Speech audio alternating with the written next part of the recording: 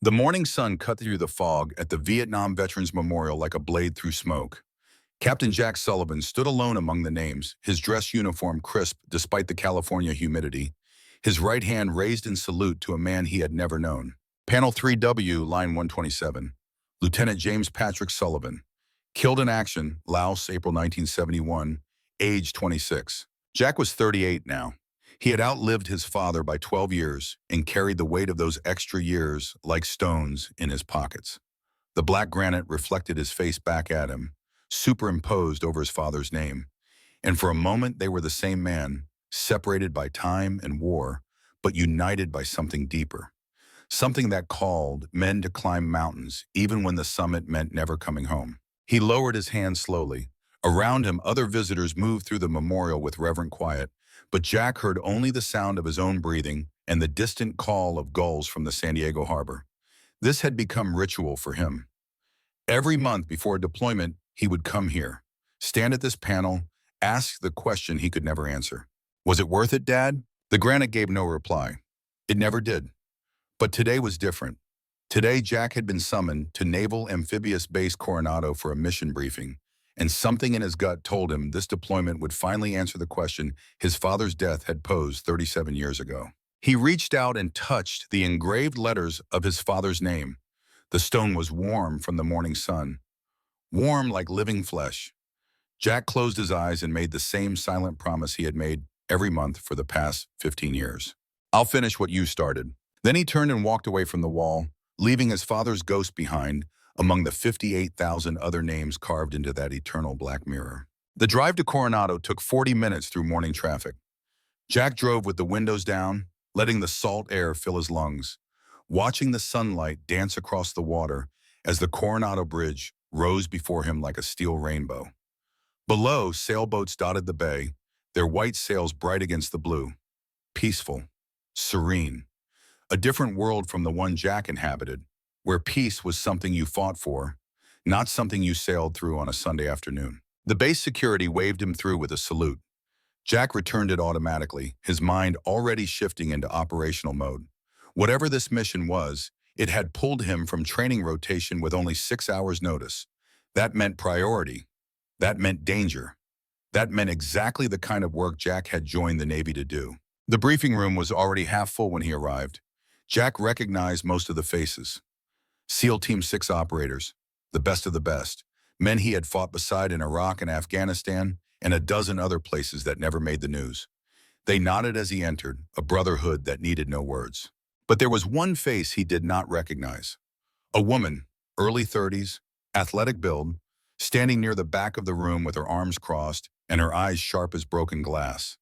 She wore the trident pin of a Navy SEAL on her uniform, one of the first women to earn it, and Jack could see the other operators watching her with a mixture of respect and uncertainty. Progress came slowly to the brotherhood. Jack understood that.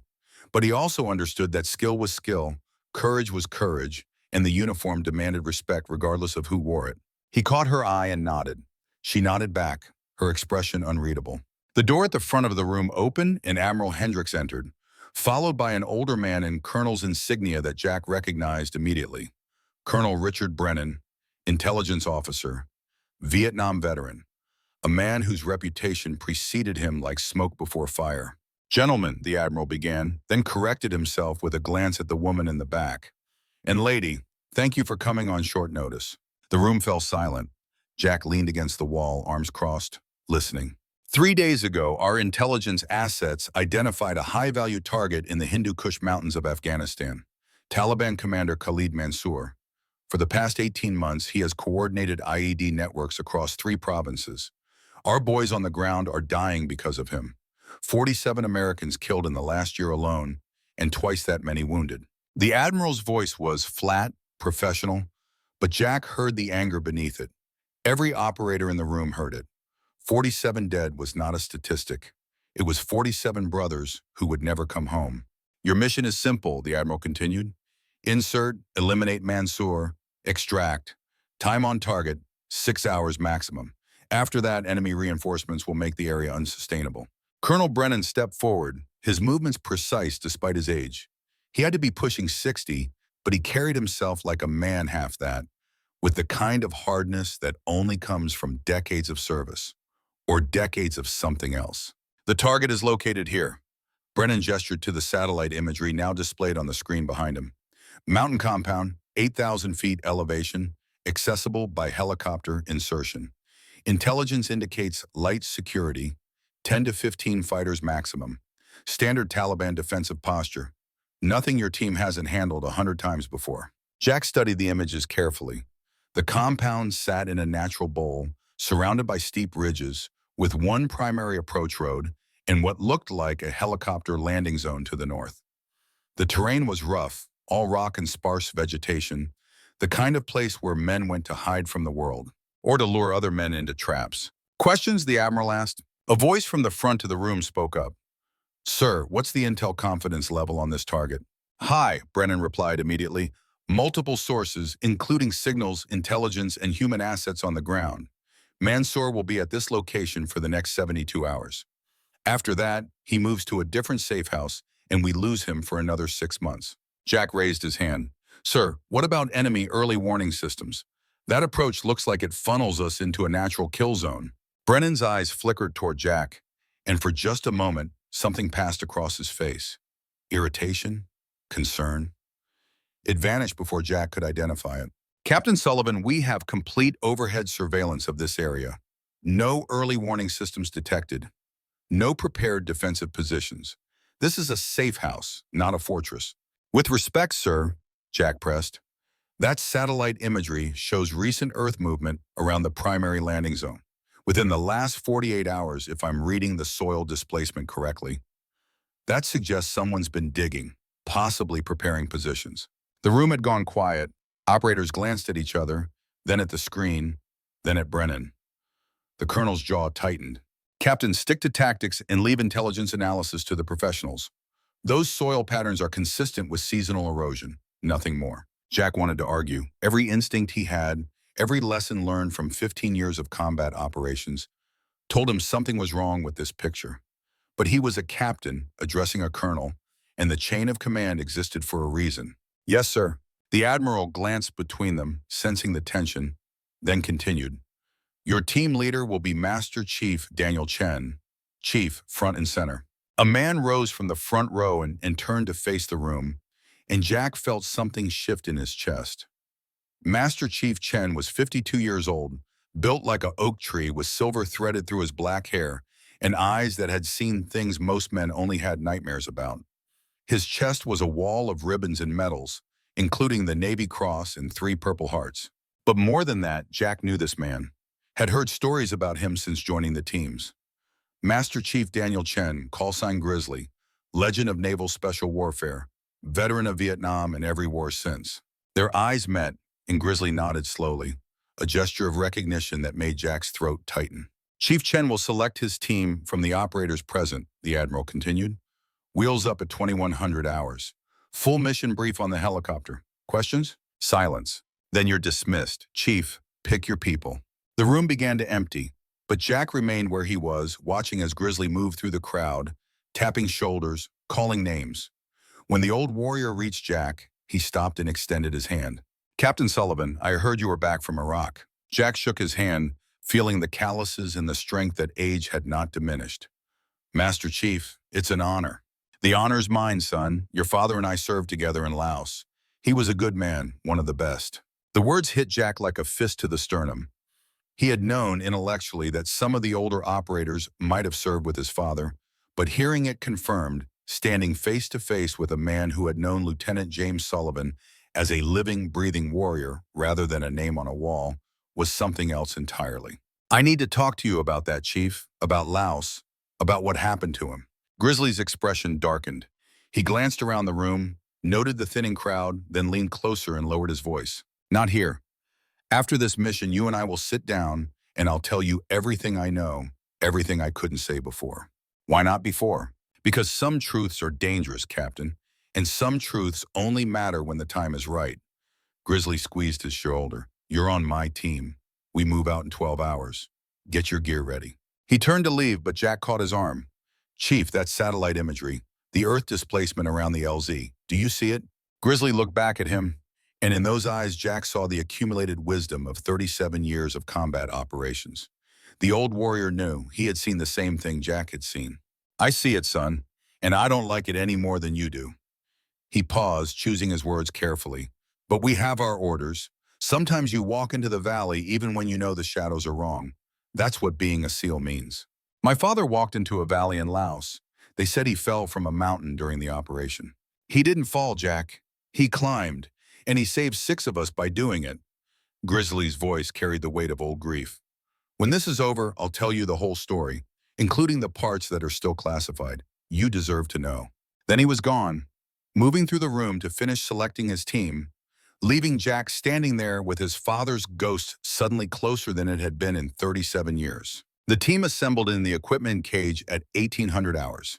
8 operators, each a veteran of countless missions, each carrying the weight of wars that had shaped them into something harder than ordinary men.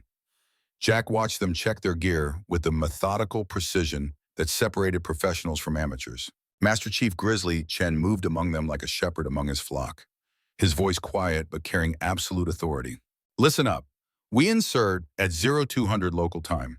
Primary objective is elimination of high-value target Khalid Mansour. Secondary objective is intelligence gathering from the compound. Tertiary objective is everyone comes home alive. He paused, letting that sink in.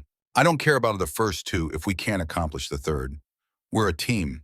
We move together, we fight together, we leave together. No one gets left behind, ever. Are we clear? A chorus of affirmatives echoed through the cage. Jack was checking his climbing harness when a voice spoke beside him. Captain Sullivan? He turned to find the woman operator standing there, her gear already prepped and ready. Up close, he could see the scars on her hands, the kind that came from years of hard climbing on rough rock. Her eyes were pale green, almost gray, and they studied him with an intensity that suggested she missed very little. Sarah Mitchell, she said, extending her hand. Call sign Hawk, I'm your Overwatch sniper. Jack shook her hand, noting the grip strength. Jack Sullivan, call sign Ironside. I know who you are, sir. Fallujah, Ramadi, Mosul. You have a reputation for getting your people out of impossible situations. I've been lucky. Luck is what happens when skill meets opportunity. She smiled slightly. I heard you questioning Colonel Brennan's intel assessment. You disagree with my analysis? No, sir, I think you're right. That LZ looks compromised. But I also think Master Chief Chen is right. Sometimes we have to walk into the valley anyway. Jack studied her more carefully. You're one of the first women to make it through BUDS. Second female SEAL ever qualified. Her voice carried no pride, just fact. I know some of the team are skeptical. Men like Kevin Park think I can't carry a 200-pound man under fire. Can you? I guess we'll find out, sir. There was no defensiveness in her tone, no anger at the question. Just the same calm confidence Jack recognized in every operator worth his salt. Sarah Mitchell had proven herself in training. Now she would prove herself in combat, or she wouldn't. The mountain would decide. A younger operator approached, mid-20s, with the kind of fresh-faced eagerness that marked him as relatively new to the teams. His uniform identified him as Lieutenant Marcus Webb, and Jack felt a pang of recognition. He had been that young once, that eager, that convinced of his own invincibility. Captain Sullivan, sir, Lieutenant Marcus Webb, this is my first deployment with Team 6. First deployment period, Lieutenant? A hesitation. Yes, sir. Jack glanced at Grizzly, who was watching this exchange with interest. First deployment, green as spring grass, and Grizzly had chosen him for a high-value target elimination in hostile territory. Either the old warrior saw something special in this kid, or he was testing him in fire. Stay close to the experienced operators, Lieutenant. Do what they do. When in doubt, take cover and wait for orders. Yes, sir, I won't let the team down. See that you don't. Another operator joined them. Older than Marcus, but younger than Jack, with the kind of weathered face that spoke of too many years in the desert sun. His medical insignia marked him as their corpsman.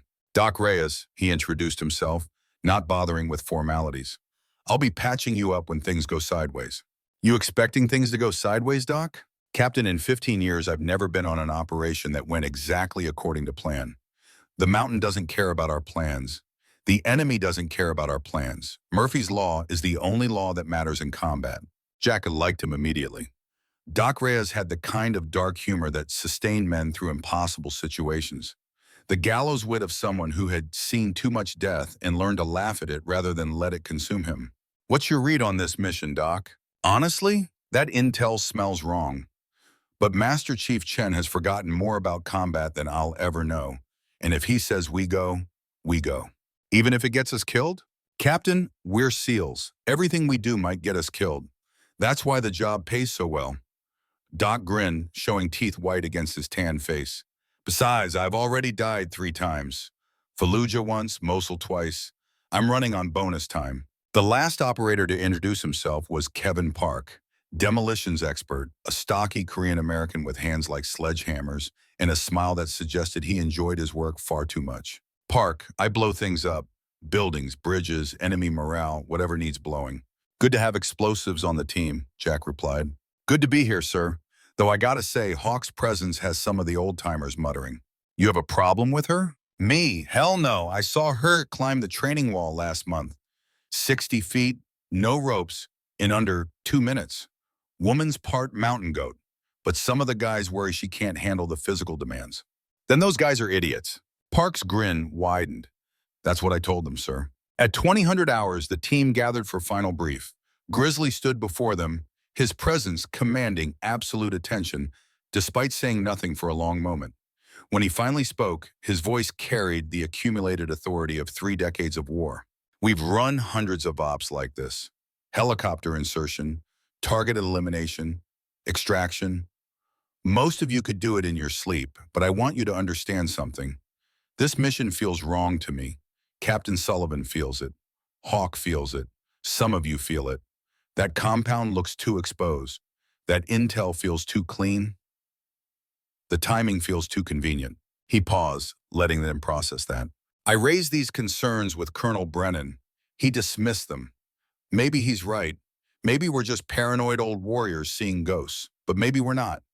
So here's what's going to happen. We're going to treat this like a worst-case scenario operation. We're going to assume that LZ is compromised. We're going to assume enemy has advance warning.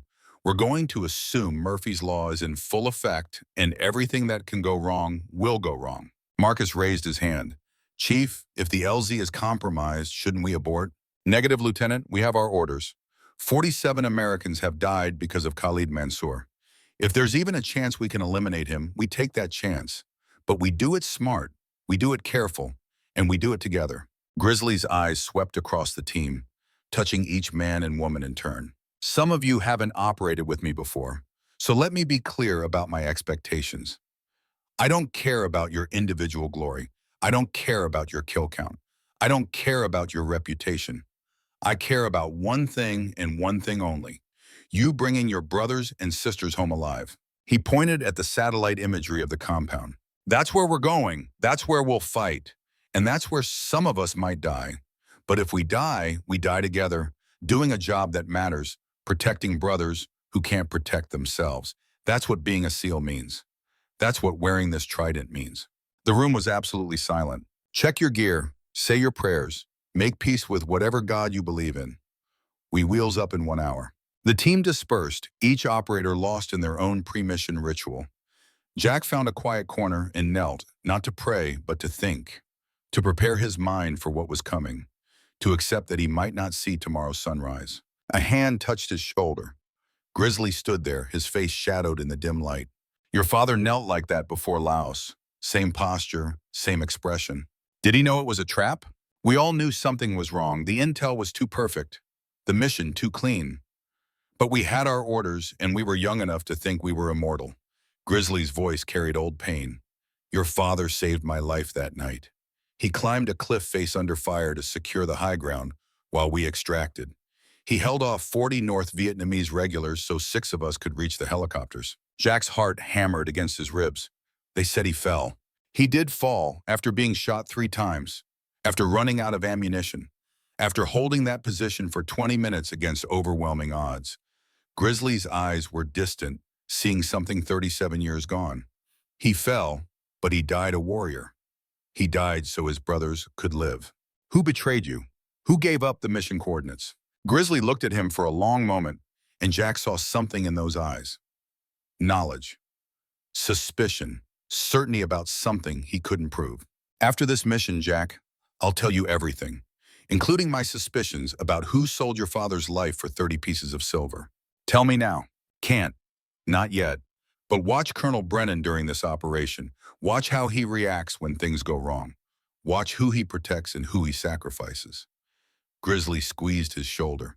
Your father died in Laos, but his death taught me to see betrayal, to smell it like smoke on the wind. I've had 37 years to watch and wait.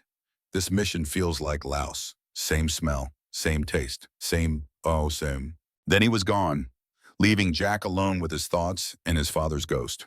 The helicopter flight to the insertion point took 3 hours. They flew low over the ocean, hugging the waves to avoid radar, then climbed as they crossed into Pakistani airspace and vectored toward the Hindu Kush Mountains. Jack sat in the cargo bay, surrounded by his team, listening to the rhythmic thump of the rotors and feeling the familiar pre-combat adrenaline building in his blood. Across from him, Lieutenant Marcus sat with his eyes closed, either praying or meditating or just trying to control his nerves. It was impossible to tell. Kevin Park was checking his demo charges for the 3rd time, while Doc Reyes stared out the open door at the darkness rushing past below. Sarah Mitchell sat beside Grizzly, and the two were deep in conversation, the old warrior pointing at something on a tablet, showing the terrain features of their insertion point. Jack couldn't hear their words over the rotor noise, but he could see Grizzly's expression. Serious, concerned, teaching. The old warrior was preparing his sniper for what was coming, sharing decades of experience in a 3-hour helicopter flight, trying to compress a lifetime of lessons into the time they had left. The pilot's voice crackled over the intercom. Master Chief, we're 30 minutes from primary LZ. Grizzly keyed his mic. Copy. How's the approach look? Clear night, good visibility, no enemy activity detected on infrared. Keep your eyes open, Eagle 6. This one feels wrong. Roger that, Chief. We'll stay frosty. The mountains rose before them like teeth against the stars. Jagged peaks silvered by moonlight, valleys darker than the spaces between galaxies. This was old Earth, Jack thought. The kind of place that had watched empires rise and fall, that had seen Alexander's army and Genghis Khan's hordes, and now watched American helicopters slice through the ancient air like metal dragonflies. Grizzly stood and moved through the team, checking gear, offering quiet words of encouragement. When he reached Jack, he leaned close so only he could hear. That LZ we're approaching? The one Colonel Brennan said was clear? Yeah. Hawk has eyes on it through her scope. There are prepared positions, fresh fighting holes, camouflage netting. Jack's stomach went cold. Someone's waiting for us. Someone's been waiting for us, probably since the moment we got our mission brief. Grizzly's face was grim. I'm calling an audible. Secondary LZ, 3 clicks east. It'll add time to our approach, but we'll live to make that approach. Brennan's not going to like that. Brennan can court-martial me when we get home. Right now, I'm more concerned with getting home. Grizzly moved to the cockpit and spoke to the pilots. Jack felt the helicopter bank, changing course, and saw Marcus's eyes snap open. Sir, are we diverting? Primary LZ is compromised. Master Chief's calling for secondary insertion. But Colonel Brennan said it was clear. Colonel Brennan is sitting in an air-conditioned office in Coronado. Master Chief Chen is here, looking at real-time intelligence through a very good sniper scope. Who do you trust more, Lieutenant? Marcus swallowed hard.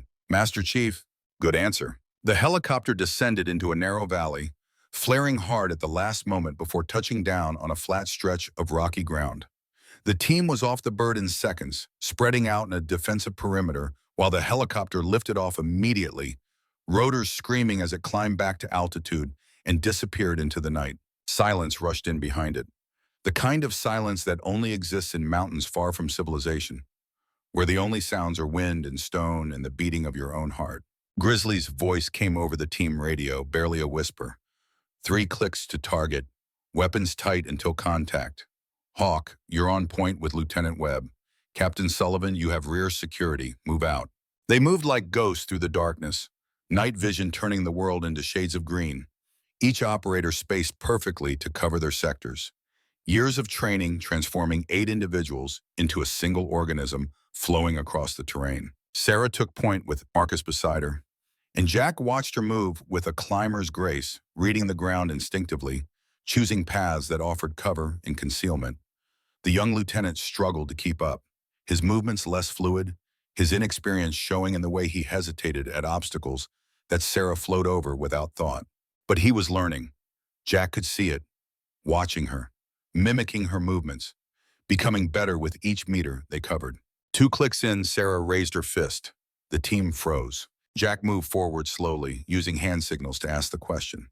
Sarah pointed ahead, then held up 6 fingers and made the gesture for enemy fighters. 6 tangos, concealed position, right where their route funneled through a natural choke point. Grizzly moved up, studied the situation through his scope, then made his decision with hand signals. Flank right. Sarah and Marcus hold position and provide overwatch. Jack and Kevin move with Grizzly. Doc stays back with the gear. They split.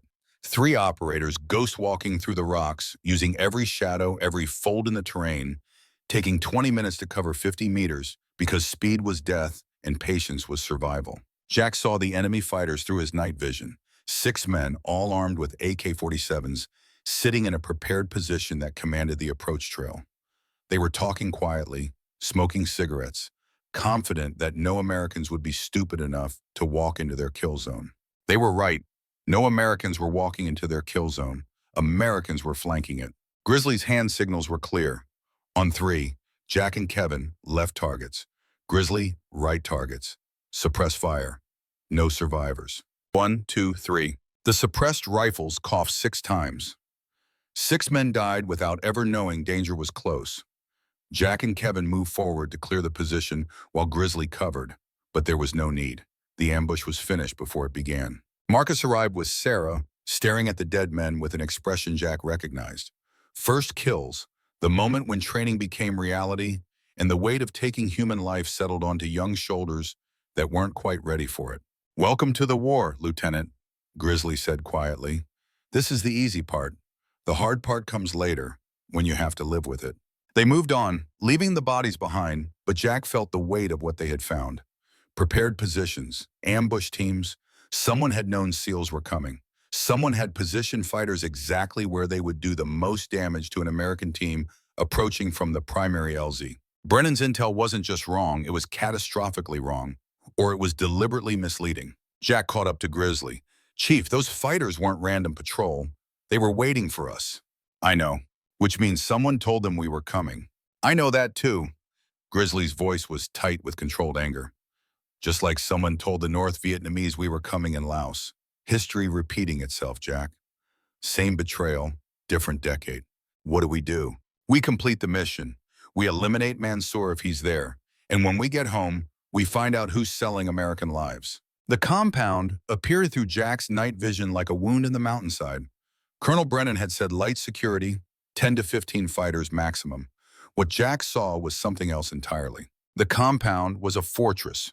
Stone walls, defensive positions, interlocking fields of fire, and fighters. Lots of fighters. Jack counted positions and estimated numbers, and his blood ran cold. 40 plus, maybe more. Sarah had moved to an elevated position and was glassing the compound through her rifle scope. Her voice came over the radio, professional despite what she was seeing. "Ironside Hawk, I count 43 tangos. Heavy weapons at positions 2, 5, and 8. Mortar pit behind the main building. This is not light security. This is a prepared defense." Grizzly joined Jack at his observation point. They lay side by side in the rocks, studying the compound, and Jack saw his own realization reflected in the old warrior's face. "This is wrong," Grizzly whispered. "Everything about this is wrong. We should abort." "Can't. We're committed now. But we can change how we fight." Grizzly keyed his radio. "All units, Grizzly. Mission parameters have changed. This is now a recon and assessment op. We need to verify if Mansour is actually present before committing to assault." Kevin's voice came back. "Chief, how do we verify without spooking the guards?" "Hawk, you have eyes on the compound. Can you see inside the main building?" Sarah's response was immediate. "Negative, Chief. Windows are covered, but I can see movement patterns, command structure, the way guards defer to certain individuals." "What's your assessment?" A pause. Jack could almost hear her thinking, processing what she was seeing, applying experience and training to make a tactical judgment call. "Chief, if Mansour is here, he's in the main building, north side, 2nd floor. That's where the security is most concentrated, but I cannot confirm the target is present." "Roger, Hawk, hold position. Everyone else, on me. We're going to recon this compound before we assault it. Marcus's voice, young and uncertain. Chief, shouldn't we call this in, get updated orders? Lieutenant, by the time we make that call, the enemy reinforcements that Colonel Brennan didn't tell us about will be here. We're 3 clicks from our extraction point with 2 wounded from that ambush. We need to make a decision now. Jack glanced at Grizzly. Doc and Kevin both took hits? Shrapnel. Minor wounds, both mobile, but it degrades our combat effectiveness. The old warrior's jaw was tight. Someone set us up, Jack. Someone wanted American operators dead in these mountains, just like Laos. Brennan? Brennan, Grizzly confirmed, but proving it means surviving long enough to get home. They moved closer, using the broken ground for cover. And as they did, Jack's mind raced through tactical calculations. 40-plus fighters in prepared positions. Team of 8 with 2 wounded. Unknown whether primary target was even present. No support, no backup, no easy extraction. The math didn't work, unless they could change the math. Chief, Jack whispered, that ridgeline 200 meters northeast. It dominates the compound. Good sniper position. Hawk's already there. She's in a good position for overwatch. I'm talking about a dominant position. Elevated, direct line of sight into every defensive position they have. Grizzly looked where Jack was pointing, then pulled out his rangefinder. That's 150 feet of vertical climbing at night on unroped rock face. I can do it. If you get spotted halfway up that face, you're dead. If we assault this compound without elevated overwatch, we're all dead. Jack met the old warrior's eyes. My father climbed in Laos. It's in my blood. Let me do what he did. Let me secure the high ground. Grizzly was silent for a long moment, weighing options, calculating odds, making the kind of decision that separated commanders from mere leaders. Can you make that climb in 30 minutes? 25. If you're not in position by then, we abort and extract. No argument. Understood. And Jack, your father died securing high ground in Laos.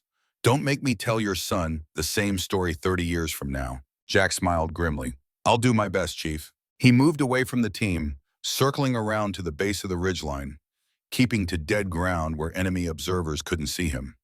The rock face rose before him like a wall, vertical stone silvered by starlight, and for just a moment, Jack felt his father's presence beside him. Lieutenant James Sullivan had climbed a mountain in Laos.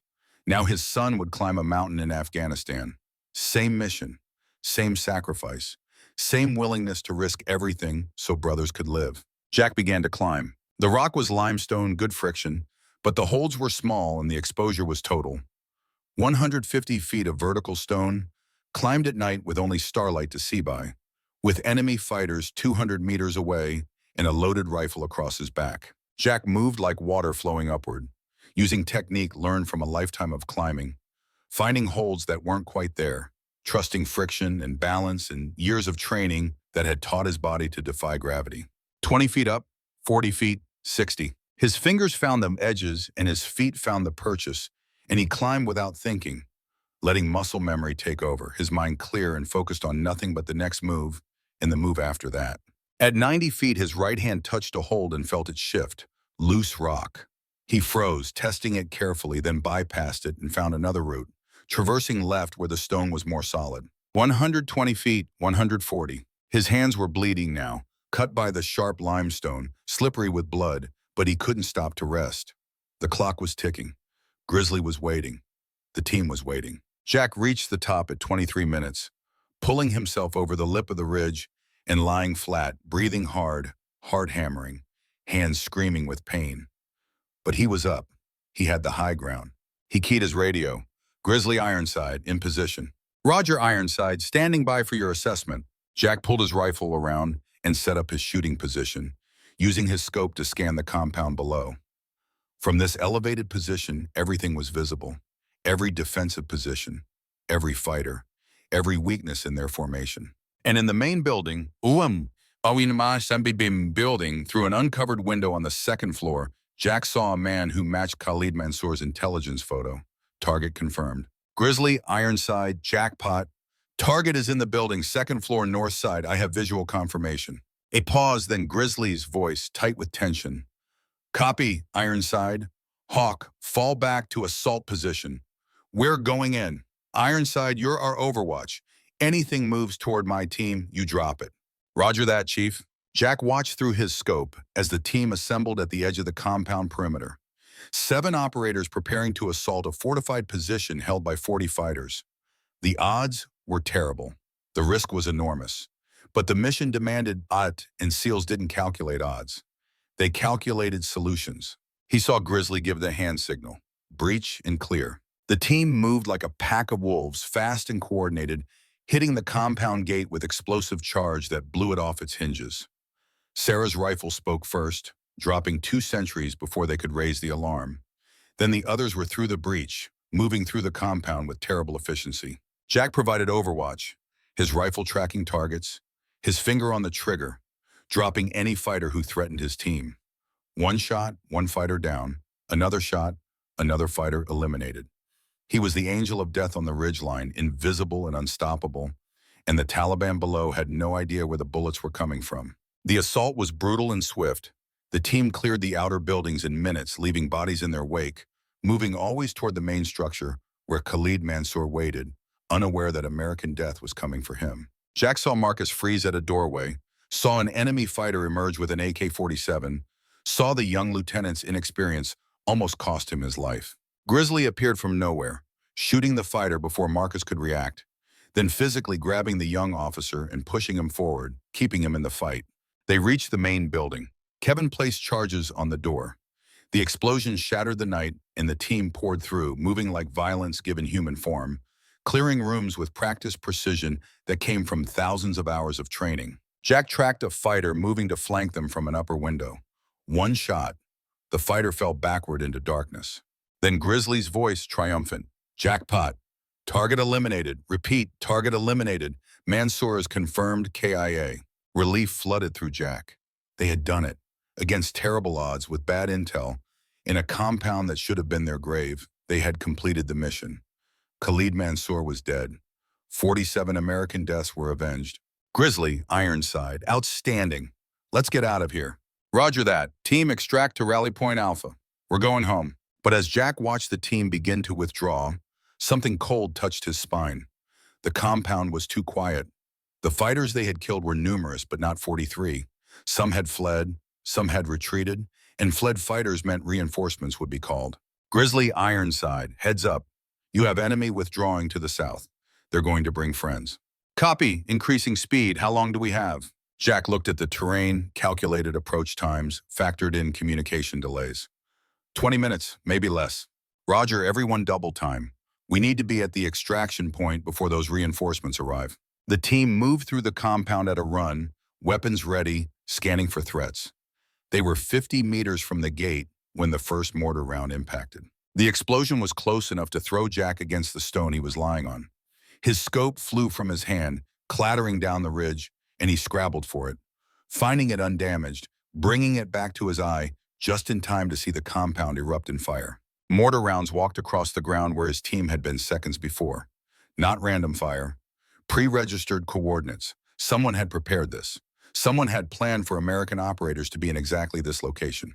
Grizzly, Ironside, you're taking accurate mortar fire. They knew you'd be there. Copy, we're moving to alternate extraction, Rally Point Beta. Negative, Chief. Rally Point Beta is also pre-registered. They're hitting it now. Below, Jack watched in horror as mortar rounds impacted the secondary rally point, right where his team would have been if they had followed standard extraction procedures. Someone hadn't just leaked the mission. Someone had planned every step, anticipated every move, prepared kill zones for every decision the team might make. This wasn't an intelligence failure. This was murder by design. All units, Grizzly, change of plan. We're moving to the cliff base. Grid coordinates 379er by 452. It's the only dead ground from mortar fire. Jack tracked their movement through his scope. The team was running now, carrying wounded, moving under fire. And he saw Doc take a hit, saw him stumble, saw Kevin grab him and keep him moving. They reached the cliff base and took cover in a jumble of boulders. Good position. Protected from mortars by the overhang. But then Jack saw the problem. Enemy fighters on the cliff above them, 40 feet up. Perfect position to fire down into where his team was sheltering. Perfect position to throw grenades. Perfect position to ensure no Americans escaped. His radio crackled. Ironside, Grizzly, we're pinned. Enemy above us, enemy on 3 sides. Need you to neutralize that high position. Jack looked at the cliff face between his position and theirs. Too far to climb laterally, but if he climbed down his ridge and approached from below, if he could scale that 70-foot cliff face under fire, if he could reach the top and clear those positions, he could give his team the breathing room they needed to extract. It was suicide. It was impossible. It was exactly what his father had done in Laos. Roger Grizzly, moving to your location, ETA 15 minutes. He was already moving, rappelling down his ridge using a rope he'd brought, hitting the ground at a run, sprinting across 200 meters of open ground while mortar rounds impacted around him. He reached the base of the cliff where his team was pinned. Grizzly grabbed him, pulled him into cover. Jack, that cliff faces 70 feet. The enemy owns the top. If they see you climbing, you're dead. If I don't climb, we're all dead. Jack looked up at the vertical stone, seeing the road in his mind, calculating the moves. My father made this climb in Laos. I can make it here. Your father died making that climb. Then I'll die like him, buying time for my brothers. Jack shed his pack, keeping only his rifle and his sidearm. Give me 5 minutes. When I reach the top, I'll clear those positions. Then you move. Marcus grabbed his arm. Captain, let me come with you. You need backup. I need you alive to lead these men if Grizzly goes down. Jack gripped the young lieutenant's shoulder. This is what being a SEAL means, Marcus. Sometimes you climb alone so others can live. He moved to the cliff base and began climbing before anyone could argue further. 70 feet of vertical limestone, no rope. At night, with enemy fighters above waiting to kill him. His hands found the holds. His feet found the purchase. He climbed. 20 feet up, the enemy spotted him. Automatic weapons fire stitched the rock around him. Jack pressed himself flat against the stone, making himself as small as possible, kept climbing. 40 feet. Halfway. His right shoulder burned where an old wound had never fully healed. His hands were bleeding again, making every hold slippery and uncertain. Below, his team was providing suppressing fire, keeping some of the enemy pinned, but there were too many shooters and not enough SEALs. 60 feet, nearly there. Jack could see the cliff edge now, could see enemy fighters peering down at him, trying to get an angle for a killing shot. One fighter leaned too far over. Sarah's rifle spoke from below, and the man fell, his AK-47 clattering past Jack on his way to the rocks. 65 feet. His right hand reached for the final hold, the one that would let him pull himself over the edge and onto level ground where he could bring his rifle to bear. His fingers closed on solid rock. Good hold. Secure purchase. He prepared to pull himself up. The AK-47 spoke from directly above him. 3 rounds, close enough that Jack felt the muzzle blast. The bullet caught him in the right shoulder, spinning him sideways, breaking his grip. He felt himself falling backward, felt gravity take hold, felt 70 feet of empty air open beneath him like a hungry mouth. Below, he heard Marcus scream his name. Above, he heard enemy fighters celebrating. And as Jack fell through the darkness, his last thought was of his father, falling from a different cliff in a different war, dying so his brothers could live. The mountain would decide if history repeated itself, or if Jack Sullivan would survive to finish what his father started. Time became strange as Jack fell. The 70 feet of empty air between him and the jagged rocks below stretched into infinity, each fraction of a second expanding into something that felt like forever. His mind, instead of panicking, went crystal clear with the kind of cold calculation that only comes when death is certain and acceptance is the only option left. He was going to die, just like his father had died in Laos, shot off a cliff face while securing high ground so his brothers could escape. History completing its circle across 37 years and 2 wars, father and son united in the same sacrifice, the same mission, the same mountain death. But even as that thought formed, even as gravity pulled him downward with the absolute certainty of natural law, another part of Jack's mind was still working, still calculating, still refusing to surrender to the inevitable. His father had died on a mountain in Laos, but Jack Sullivan was not dead yet. At 40 feet of free fall, moving faster than thought, Jack's left hand shot out like a striking snake. His fingers found a narrow limestone outcropping, barely 2 inches wide. The kind of hold that most climbers would never trust with their full weight. The kind of hold that would rip away under impact, or shatter bone, or simply fail in a dozen ways that all ended the same. His fingers closed on stone and granite in something that felt older than human civilization. The impact was catastrophic. Jack's shoulder, already wounded by the bullet that had knocked him loose, screamed with pain that went beyond anything his training had prepared him for. He felt something tear, felt bones grind against each other, felt the warm flood of blood that meant serious damage. But his grip held. His body, moving at terminal velocity towards certain death, jerked to a violent stop at 35 feet above the ground. The shockwave went through every bone, every joint, every muscle fiber. His teeth clacked together hard enough to draw blood. His vision went white with pain. But he was not falling anymore. His right hand, moving on pure instinct, found a crack in the rock face and drove his fingers in deep, finding purchase, sharing the load, taking pressure off his devastated left shoulder. Both hands now, both gripping stone, both holding him suspended above death by margins too small to measure. Below him, he heard voices, his team, shouting, disbelief and hope mixed in equal measure. Above him, he heard different voices. Enemy fighters, confusion and anger that the American they had shot was not splattered across the rocks below, but still clinging to their mountain like some nightmare that refused to die. Jack hung there for 3 seconds that felt like 3 lifetimes. His shoulder was a universe of agony. Blood ran down his arm, making every hold uncertain. His right arm, the one that had been merely wounded before, now felt like it was held together with nothing but willpower and prayer. He could let go. The thought came unbidden, seductive in its simplicity. Let go and the pain stops. Let go and it's over. Let go and at least you died trying. But below him were his brothers. Marcus, young and green and counting on him. Doc Reyes, wounded and trapped and needing him. Kevin Park, probably worse off than anyone knew. Sarah Mitchell, fighting like a demon to keep them all alive. And Grizzly Chen, the old warrior who had served with his father, who had promised to tell him the truth about Laos, who would die in these mountains if Jack didn't climb. His father had let go in Laos because holding on would have meant his brothers died. Jack held on in Afghanistan because letting go would mean the same thing. He started climbing again. The movement sent fresh waves of agony through his shoulder. But Jack had learned long ago to treat pain as information rather than limitation. The pain told him the shoulder was damaged. That was information. What he did with that information was his choice. He climbed. His left arm was nearly useless now, maybe 60% strength at best, but his right arm could still function. His legs were uninjured. His core was strong. A climber didn't need perfect conditions to climb. A climber needed enough, and Jack had enough.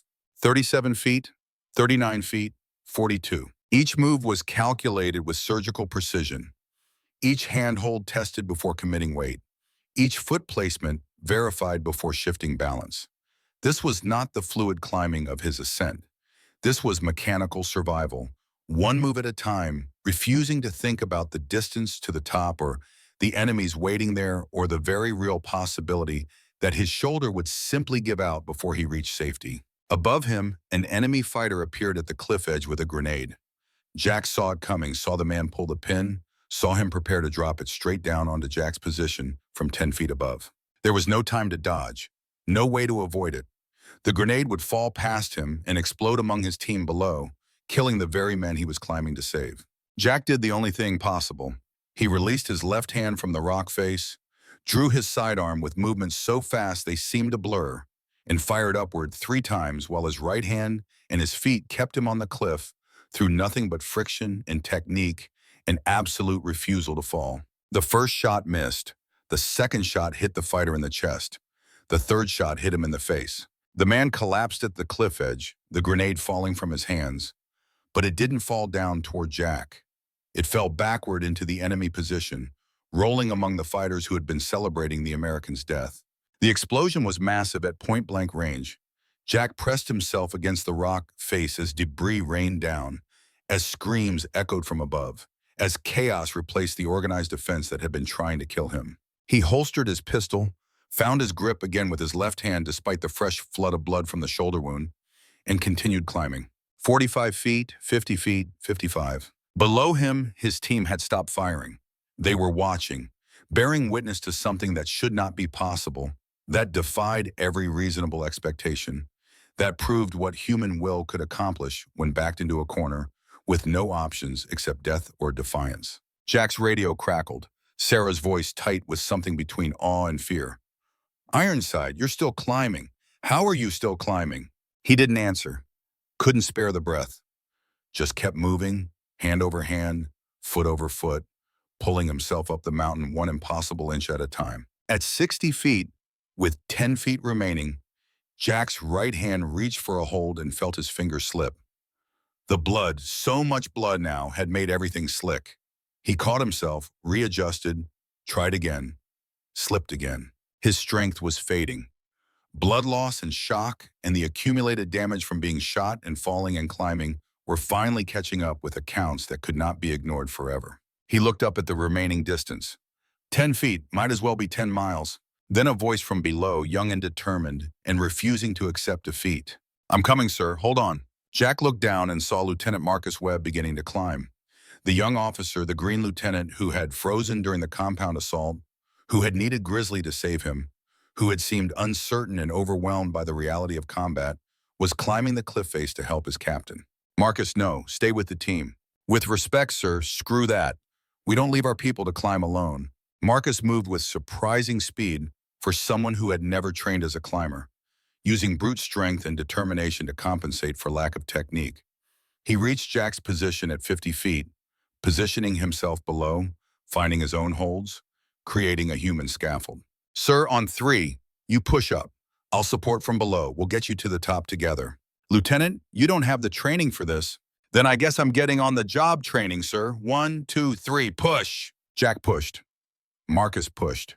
Together, they moved up the rock face in a way that no climbing manual would ever recommend, using teamwork and stubbornness to solve a problem that solo effort could no longer overcome. 65 feet, 70 feet. Jack's hand found the cliff edge, solid ground, level terrain. He pulled himself over with Marcus right behind him, both men rolling away from the edge and into whatever cover they could find. They had made it. Against physics and bullets and blood loss and enemies and every reasonable expectation, they had reached the top of the cliff. But they had reached it together, not as a lone hero, but as brothers who refused to let each other fall. Jack took 3 seconds to assess their situation. They were on the cliff top with approximately 10 enemy fighters, most of whom were scattered and disorganized from the grenade explosion. His shoulder was destroyed, his right arm barely functional. His rifle slung uselessly across his back because he couldn't lift it with his ruined shoulder. Marcus was in better shape but still wounded from shrapnel earlier. His rifle was ready, his eyes were clear, and the earlier uncertainty had been burned away by the climb and the combat and the reality that freezing meant dying.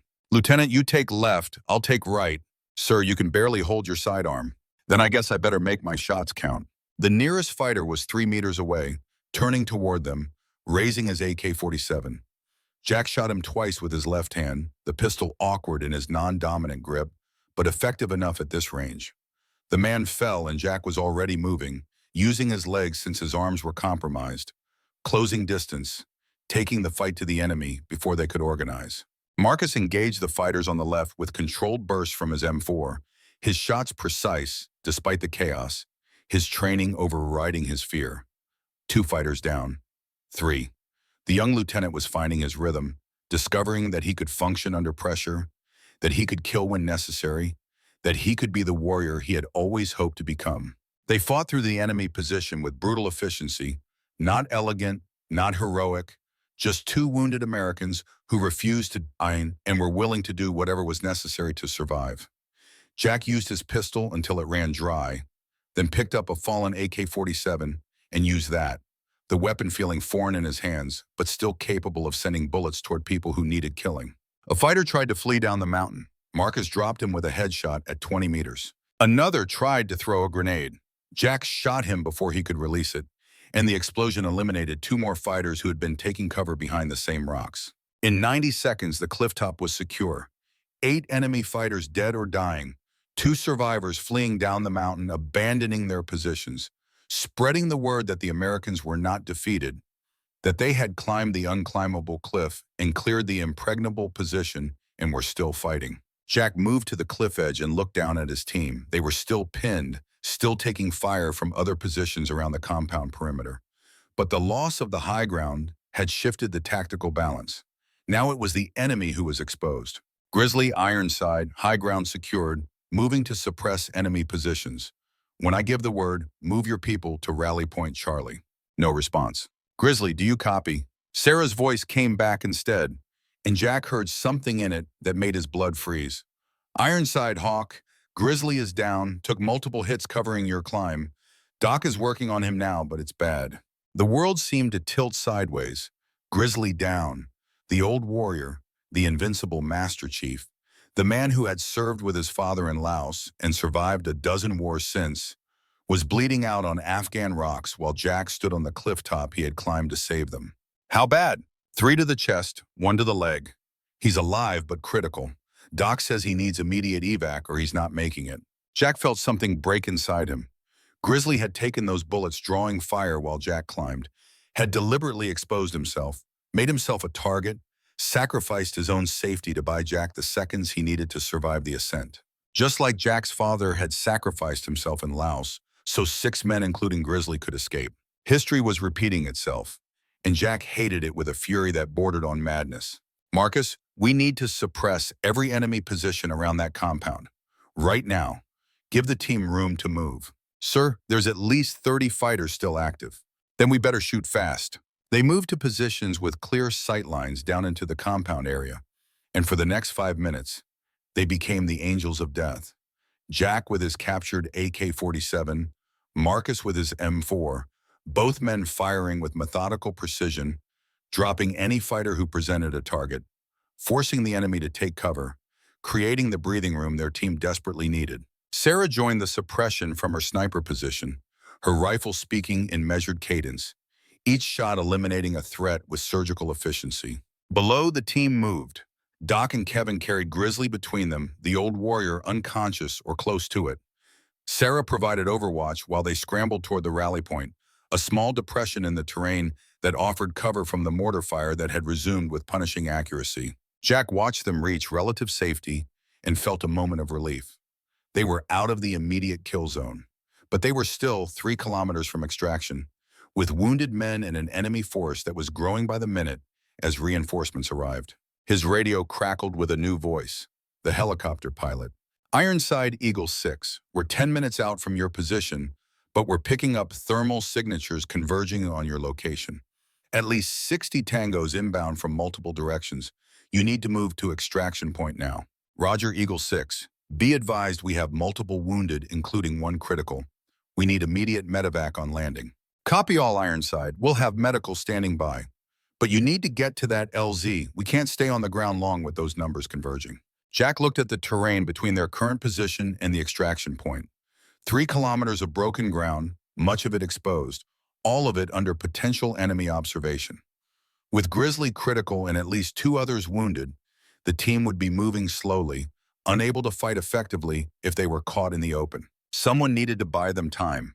Someone needed to hold this clifftop position and continue suppressing enemy movement, preventing those 60 reinforcements from closing distance on the extraction route. Jack made the decision in the space between heartbeats, knowing it was the only choice that gave his team a chance, even though it meant his own odds of survival dropped to nearly 0. Marcus, get down that cliff. Help them move Grizzly. I'll stay here and provide overwatch. Sir, you can't hold this position alone. You're wounded, low on ammunition, and there are 60 fighters converging on this area, which is exactly why the team needs someone up here with a rifle. Get down there, Lieutenant. That's an order. Marcus looked at him for a long moment, and Jack saw the young officer wrestling with duty and brotherhood and the terrible mathematics of sacrifice. Then Marcus did something unexpected. He reached out and gripped Jack's good shoulder. Don't die up here, sir. I climbed that cliff to help you. Don't make it meaningless. I'll do my best, Lieutenant. Now move. Marcus moved to the cliff edge, found the rope they had brought for exactly this contingency, and rappelled down. Jack watched him go, then turned his attention to the tactical situation. He was alone on a cliff top in hostile territory with approximately 20 rounds of ammunition, a destroyed shoulder, and 60 enemy fighters converging on his position. His team was 3 kilometers away and moving slowly with critical casualties. Extraction was 10 minutes out and couldn't wait long on the ground. The math was brutally simple. Jack needed to survive for 15 minutes, long enough for his team to reach extraction, long enough for the helicopters to get them out, long enough for this mission to end with some of his brothers making it home alive. After that, what happened to Jack Sullivan didn't matter. He found a defensive position in the rocks, tested his remaining ammunition, and prepared for his last stand. Around him, the Hindu Kush Mountains stretched into the darkness, ancient and indifferent, having watched 10,000 battles across 10,000 years. One more American dying on their slopes would change nothing. But the men that Americans saved by dying, the brothers who made it home to their families, the lives that continued because one man chose to stay when he could have run, those things mattered. Those things were worth the price. Jack keyed his radio one final time. "Grizzly, Ironside, can you hear me, Chief?" Doc's voice came back. "Ironside, Grizzly is unconscious, but he's alive.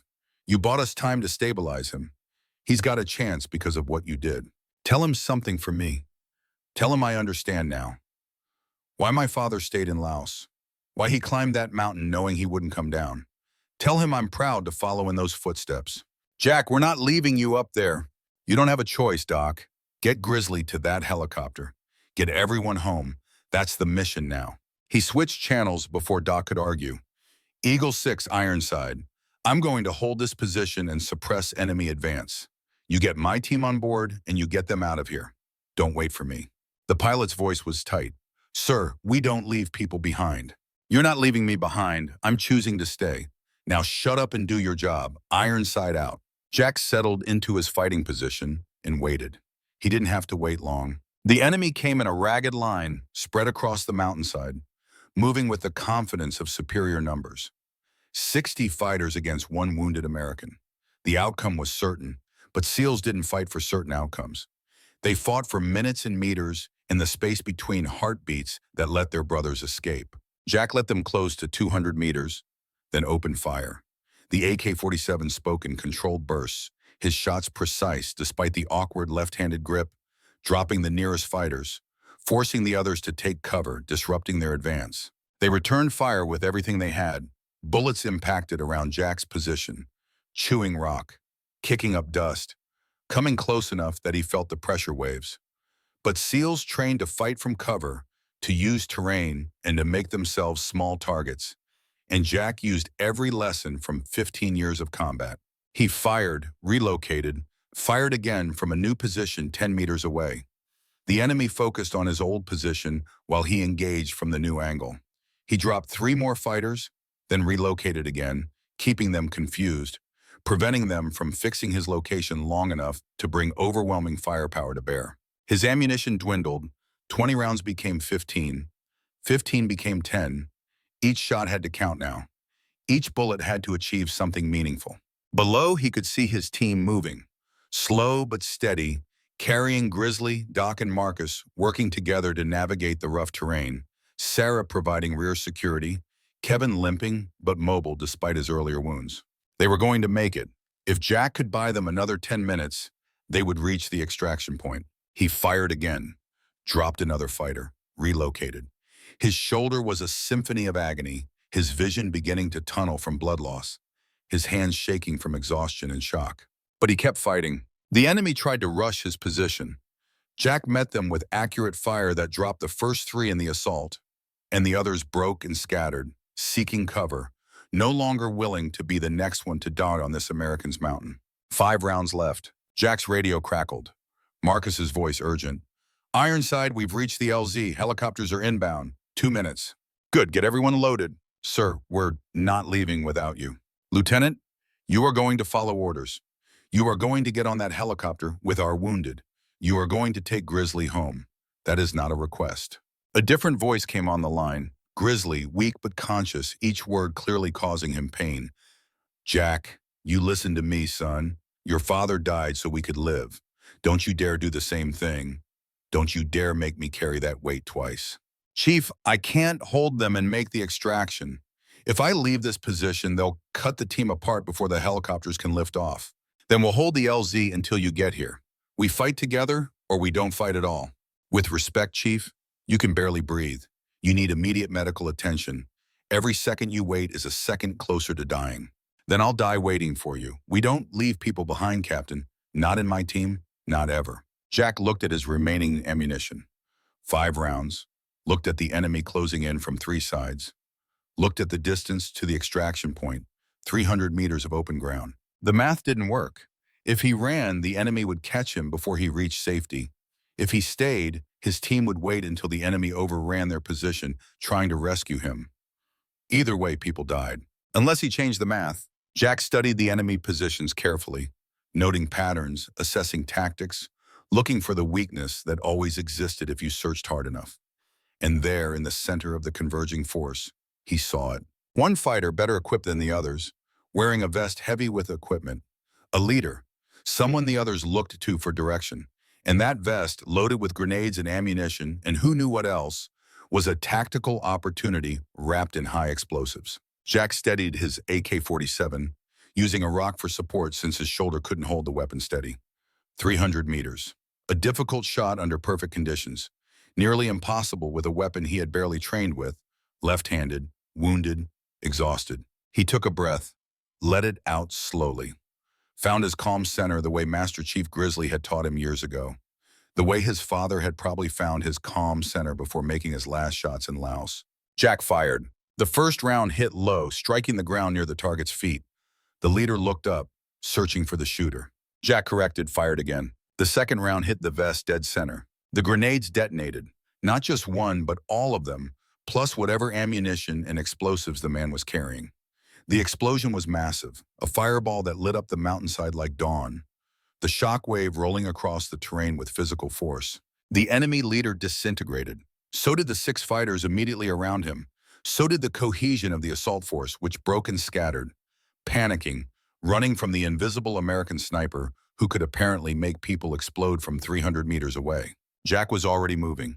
He threw down the empty AK-47, drew his sidearm, and ran for the extraction point, 300 meters across broken ground, wounded, exhausted, with enemy fighters recovering from shock and beginning to shoot at his fleeing figure. He ran anyway. Bullets kicked up dirt around his feet. Mortar rounds, called in by someone still functional enough to operate a radio, began to impact along his route.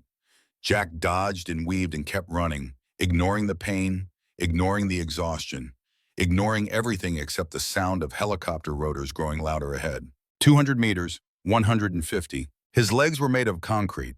His lungs were burning. His vision was narrowing to a tunnel that showed only the ground immediately ahead. 100 meters, 50. He could see the helicopters now, 2 of them, rotors turning, door gunners providing suppressing fire toward the enemy positions.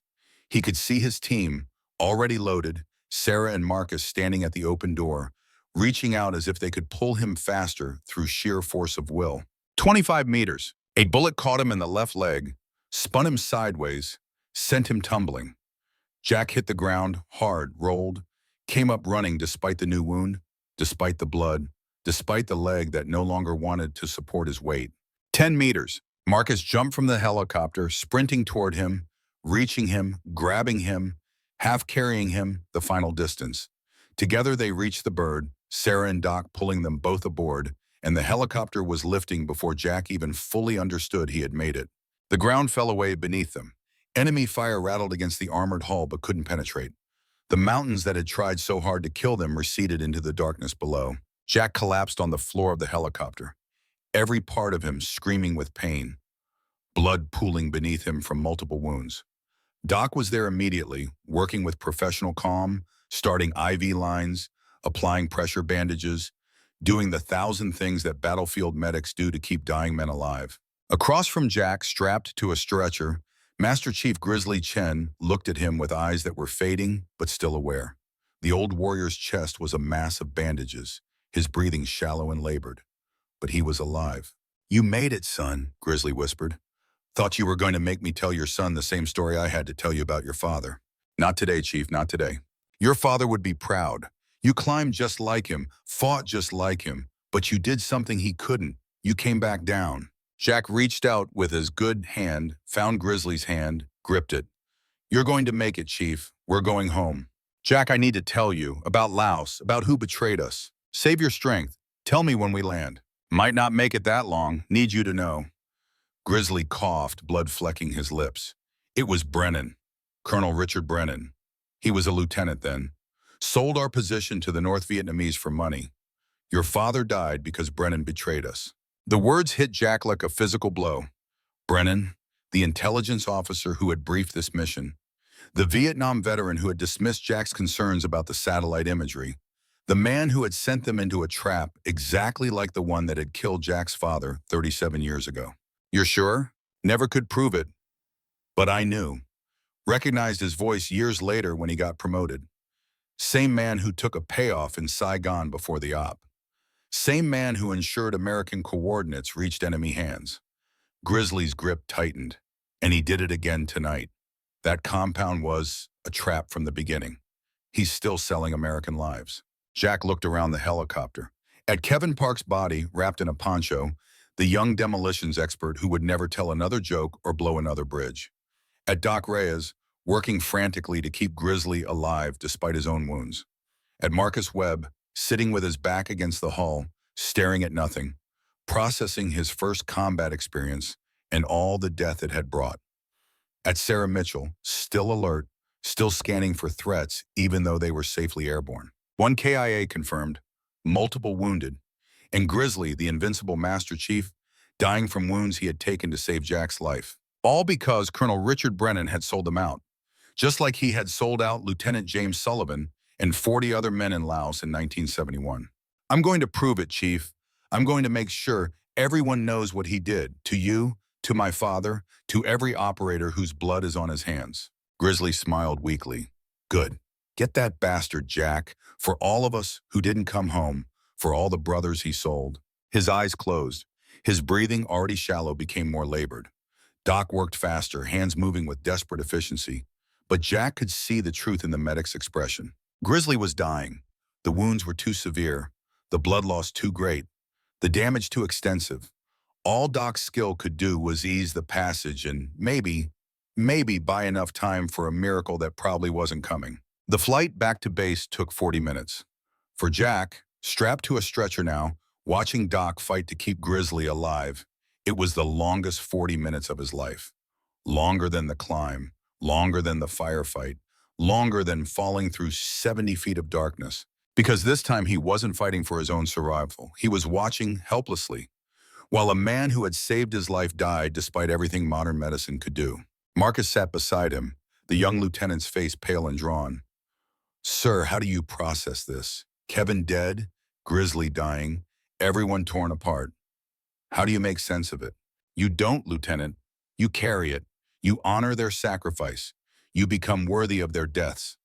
Jack looked at him directly. You froze during the compound assault. I saw it. Grizzly saved you. I know, I'm sorry. Don't be sorry, be better. Grizzly gave his life so you could learn those lessons and apply them next time. Kevin died so the mission succeeded and other Americans could live. You want to honor them? Then take what you learned tonight and become the officer they believed you could be. I will, sir, I swear it. Across the helicopter, Grizzly's breathing changed, became more irregular, more labored. Doc looked up, met Jack's eyes, and shook his head slowly. The old warrior was losing his fight. Jack unstrapped himself from the stretcher despite Doc's protests, dragged himself across the floor to Grizzly's side. He took the old warrior's hand again, leaned close so Grizzly could hear him over the rotor noise. Chief, you're not alone. I'm here. Your brothers are here. We've got the watch now. Grizzly's eyes opened one last time. Tell them. Tell everyone what Brennan did. Don't let him get away with it again. I won't, Chief. I promise. We'll get justice for you, for my father, for everyone. Good. A pause, each a breath of battle. Your father was my best friend, Jack. I'm sorry I couldn't save him in Laos. I'm glad I got to know his son. You saved him by surviving, Chief. You saved him by telling me the truth. You saved him by making sure his death meant something. Then I can rest. Grizzly smiled, the expression peaceful despite the pain. Tell the young ones. Tell them how we climbed. Tell them why we fought. Tell them that some things are worth dying for. Brotherhood is one of them. His hand relaxed in Jack's grip. His breathing stopped. The monitor that Doc had attached to him went flat, the tone cutting through the helicopter noise like a knife. Master Chief Daniel Chen, veteran of Vietnam and Iraq and Afghanistan, warrior who had served his country for 37 years, guardian who had carried the truth about Jack's father across nearly 4 decades, was gone. The helicopter landed at the base hospital 3 minutes later. Medical personnel swarmed aboard, taking the wounded, covering the dead, moving with practiced efficiency born from too many years of war.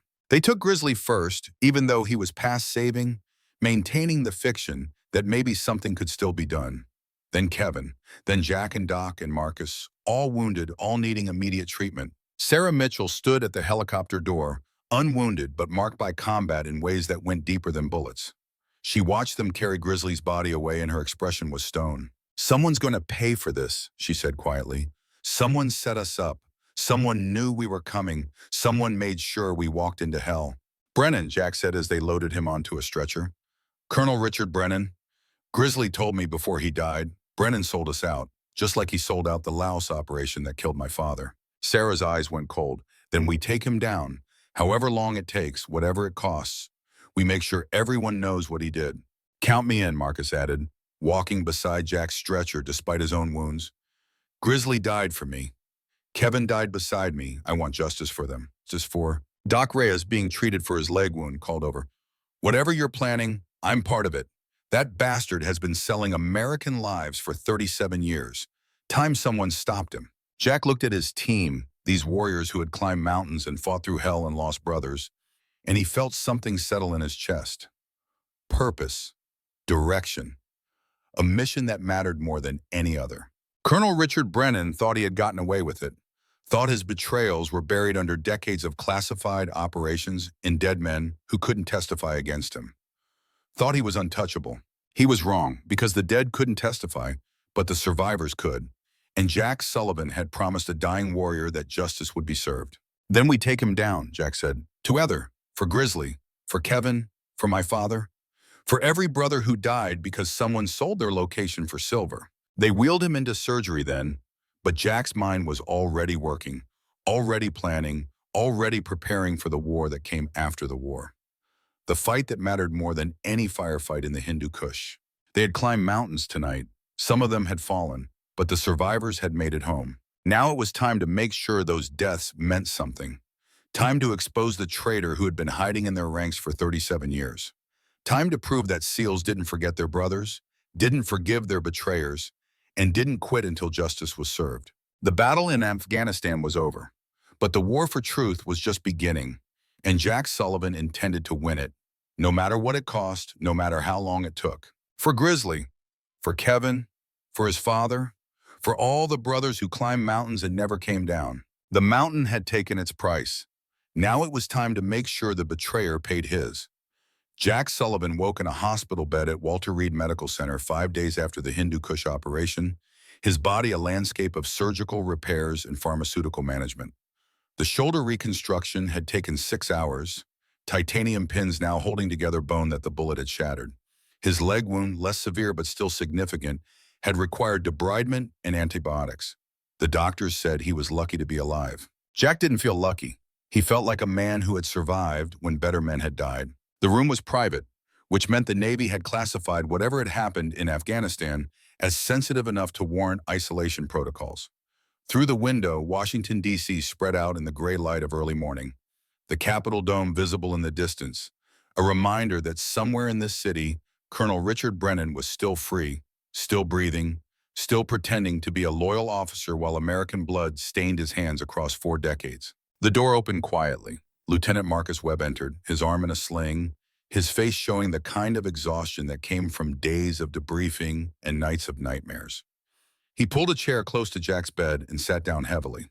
"Captain, good to see you awake. How long was I out?" 2 days post-surgery. They kept you sedated while the worst of the healing started." Marcus glanced toward the door, then lowered his voice.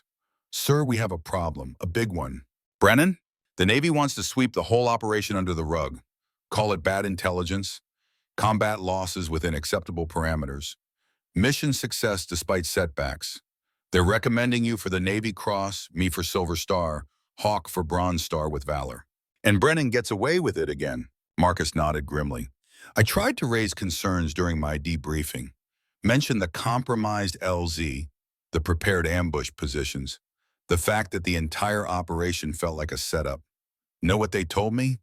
That combat operations are inherently uncertain, that we're viewing events through the distortion of stress and trauma, and that questioning senior intelligence officers based on circumstantial evidence is a good way to end a career. Jack felt rage building in his chest, hot and pure and demanding action. Grizzly died telling me Brennan betrayed us, that he betrayed my father in Laos, that he's been selling American lives for 37 years, and the Navy wants to give me a medal and tell me to shut up about it. Not just you, sir, all of us. They've made it very clear that pursuing this line of questioning will result in immediate reassignment to career-ending positions. Doc Reyes got the same speech. So did Hawk. Where are they now? Doc's in physical therapy. Took shrapnel in 3 places, but he'll make a full recovery. Hawk wasn't wounded physically, but she's been in psych evaluation. Apparently, female operators get extra scrutiny after combat operations. Marcus's voice carried an edge of anger. They're looking for reasons to disqualify her from future missions because she did her job too well and it makes the old guard uncomfortable. That's my read, sir. Jack was silent for a moment, processing the information, feeling the weight of institutional inertia pushing against the truth that demanded to be told. The Navy wanted heroes and success stories, not messy revelations about traitors in the ranks. Brennan had survived this long because exposing him would mean admitting that the system had failed to catch him, that American operators had died because of that failure, that the entire intelligence apparatus had been compromised for decades. Better to bury the truth than admit the scope of the betrayal. But Jack Sullivan hadn't climbed a 70-foot cliff under fire, hadn't watched brothers die, hadn't made a promise to a dying warrior just to let bureaucratic convenience protect a traitor. Where's Brennan now? Still at Coronado, still briefing operations, still in a position to send more Americans into traps. Marcus leaned forward. Sir, I'm a junior officer. I don't have the rank or the connections to take on a full colonel. But you do. Your father's name means something in naval special warfare. People remember Lieutenant James Sullivan. If you push this, if you demand answers, they'll have to listen. Or they'll bury me alongside the truth. Maybe. But Grizzly asked you to expose Brennan. Kevin died because of Brennan's betrayal. Your father died because of it. How many more names do we add to that list before someone says enough? The door opened again before Jack could answer. Sarah Mitchell entered, still in uniform, her expression carved from stone. She looked at Marcus, then at Jack, and got straight to the point. I've been analyzing the mission data, satellite imagery, radio intercepts, intelligence reports, everything. And I found something. She pulled out a tablet, brought up files that were clearly classified above her clearance level. These are the original intelligence assessments that went into planning our operation. Notice anything interesting? Jack studied the screen. The satellite photos showed the compound, the terrain, the approach routes. But there were notations in the margins, timestamps, analyst signatures. And one particular assessment flagged a concern about recent Earth movement around the primary LZ. Someone raised the same concerns I did. Not just someone. 3 different analysts all flagged that LZ as potentially compromised.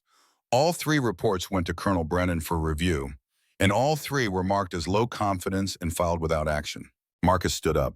He ignored multiple warnings because he wanted us to use that LZ. He wanted us to walk into that trap. It gets better, Sarah continued, scrolling through more files. I cross-referenced communication logs. Brennan made 7 phone calls in the 12 hours before our mission. 6 were routine. The 7th was to a number that traces back to a Pakistani cell phone. The call lasted 43 seconds, just long enough to pass coordinates and timing. Jack felt something cold settle in his stomach. You're saying you can prove he leaked the operation? I'm saying the circumstantial evidence is overwhelming. But circumstantial isn't enough for a court-martial. We need more. We need him to confess, or we need direct proof of payment, or we need something that a military tribunal can't dismiss as coincidence. How do we get that? Sarah smiled, and there was nothing warm in the expression. We set a trap, just like he set one for us.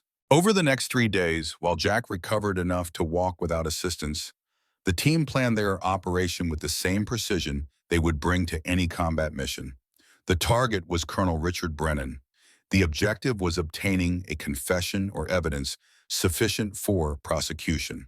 The timeline was tight because every day that passed was another day Brennan could betray more operations, kill more Americans, and solidify his protected status. Doc Reyes, released from medical care, contributed his expertise in human psychology. Brennan's been getting away with this for 37 years. That breeds arrogance. He thinks he's untouchable. We use that against him. Marcus brought tactical planning. We can't confront him officially. The Navy will shut us down before we get started. But unofficially, as concerned operators following up on a fallen commander's last words, that gives us room to maneuver. Sarah provided technical surveillance capability. I can get recording devices that are undetectable, military-grade equipment. If we can get him talking, we can get him on tape. Jack, still recovering but functional, would be the bait. Brennan knows Grizzly talked to me before he died.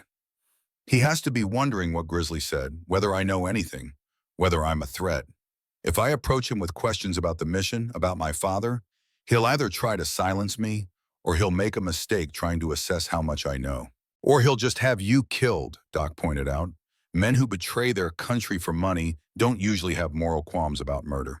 Then we make sure I'm not alone when I meet him. We make sure everything is recorded. And we make sure that if something happens to me, the evidence gets released automatically. They spent a day setting up the technical infrastructure. Sarah obtained recording devices through channels that were questionably legal but impossible to trace. Marcus arranged for surveillance positions around the location they would use for the meeting. Doc prepared contingencies for medical emergencies, and Jack drafted the message that would draw Brennan into their trap. The message was simple, sent through official Navy channels where Brennan would certainly see it. Colonel Brennan, Captain Jack Sullivan requesting private meeting to discuss classified information regarding Master Chief Chen's final statements. Information sensitive. Request face-to-face discussion at Vietnam Veterans Memorial, Washington, D.C., 1800 hours tomorrow. Respectfully, Captain J. Sullivan, SEAL Team 6. The location was deliberate. The Vietnam War Memorial, where Jack's father's name was carved into black granite alongside 58,000 others. Where Brennan's betrayal had begun. Where the ghosts of Laos would bear witness to whatever happened next. If Brennan had any conscience at all, meeting there would unsettle him. And if he didn't have a conscience, well, at least the dead would watch him fall. The response came 6 hours later. Captain Sullivan, I'll be there. We should discuss Chief Chen's service and your father's sacrifice. Both were great men, Colonel R. Brennan. Reading that message, seeing Brennan invoke his father and Grizzly with false respect, Jack felt his hands clench into fists. Marcus, reading over his shoulder, put a hand on his good shoulder. Easy, sir. We need him calm and talking. Save the anger for after we have him on tape. I know. Doesn't make it easier. No, Marcus agreed. But Grizzly didn't die so we could let rage make us sloppy. He died so we could finish this right. The next evening, Jack arrived at the Vietnam Veterans Memorial an hour early, using the time to walk the length of the wall, finding his father's name again, touching those carved letters with fingers that still ached from climbing Afghan mountains. I'm close, Dad. Close to proving what happened to you. Close to making sure Brennan answers for what he did. The granite, as always, offered no response. But Jack felt something settle in his chest anyway. Purpose, direction, the certainty that whatever happened in the next hour, he was doing what his father would have wanted, seeking truth, demanding justice, refusing to let betrayal hide behind rank and time. Sarah's voice came through the small earpiece he wore, invisible to casual observation. Ironside Hawk, I have eyes on you from the north position. Brennan just arrived, approaching from the east entrance. You're about to have company. Roger Hawk, all units, remember the protocol. Record everything. No intervention unless he makes a move to harm me. We need him talking. Marcus acknowledged from his position. Doc confirmed from his. They were ready. Colonel Richard Brennan walked toward Jack with the confidence of a man who had survived decades in a profession where most burned out or broke down. He was 58 but carried himself like someone younger, fit and alert, his uniform displaying the ribbons and decorations of a long and distinguished career. To anyone watching, he looked like exactly what he claimed to be. A dedicated officer, a Vietnam veteran, a patriot. Only Jack knew the truth. That behind those decorations was a trail of blood stretching back to 1971. That every ribbon represented operations he might have betrayed. That the uniform he wore was a lie wrapped around a traitor's soul. Captain Sullivan, Brennan extended his hand. Jack shook it, feeling the calluses of a man who had once been a field operator before settling into the comfortable safety of intelligence work. Colonel, thank you for meeting me. Of course, when an operator requests a meeting to discuss a fallen commander's last words, that takes priority.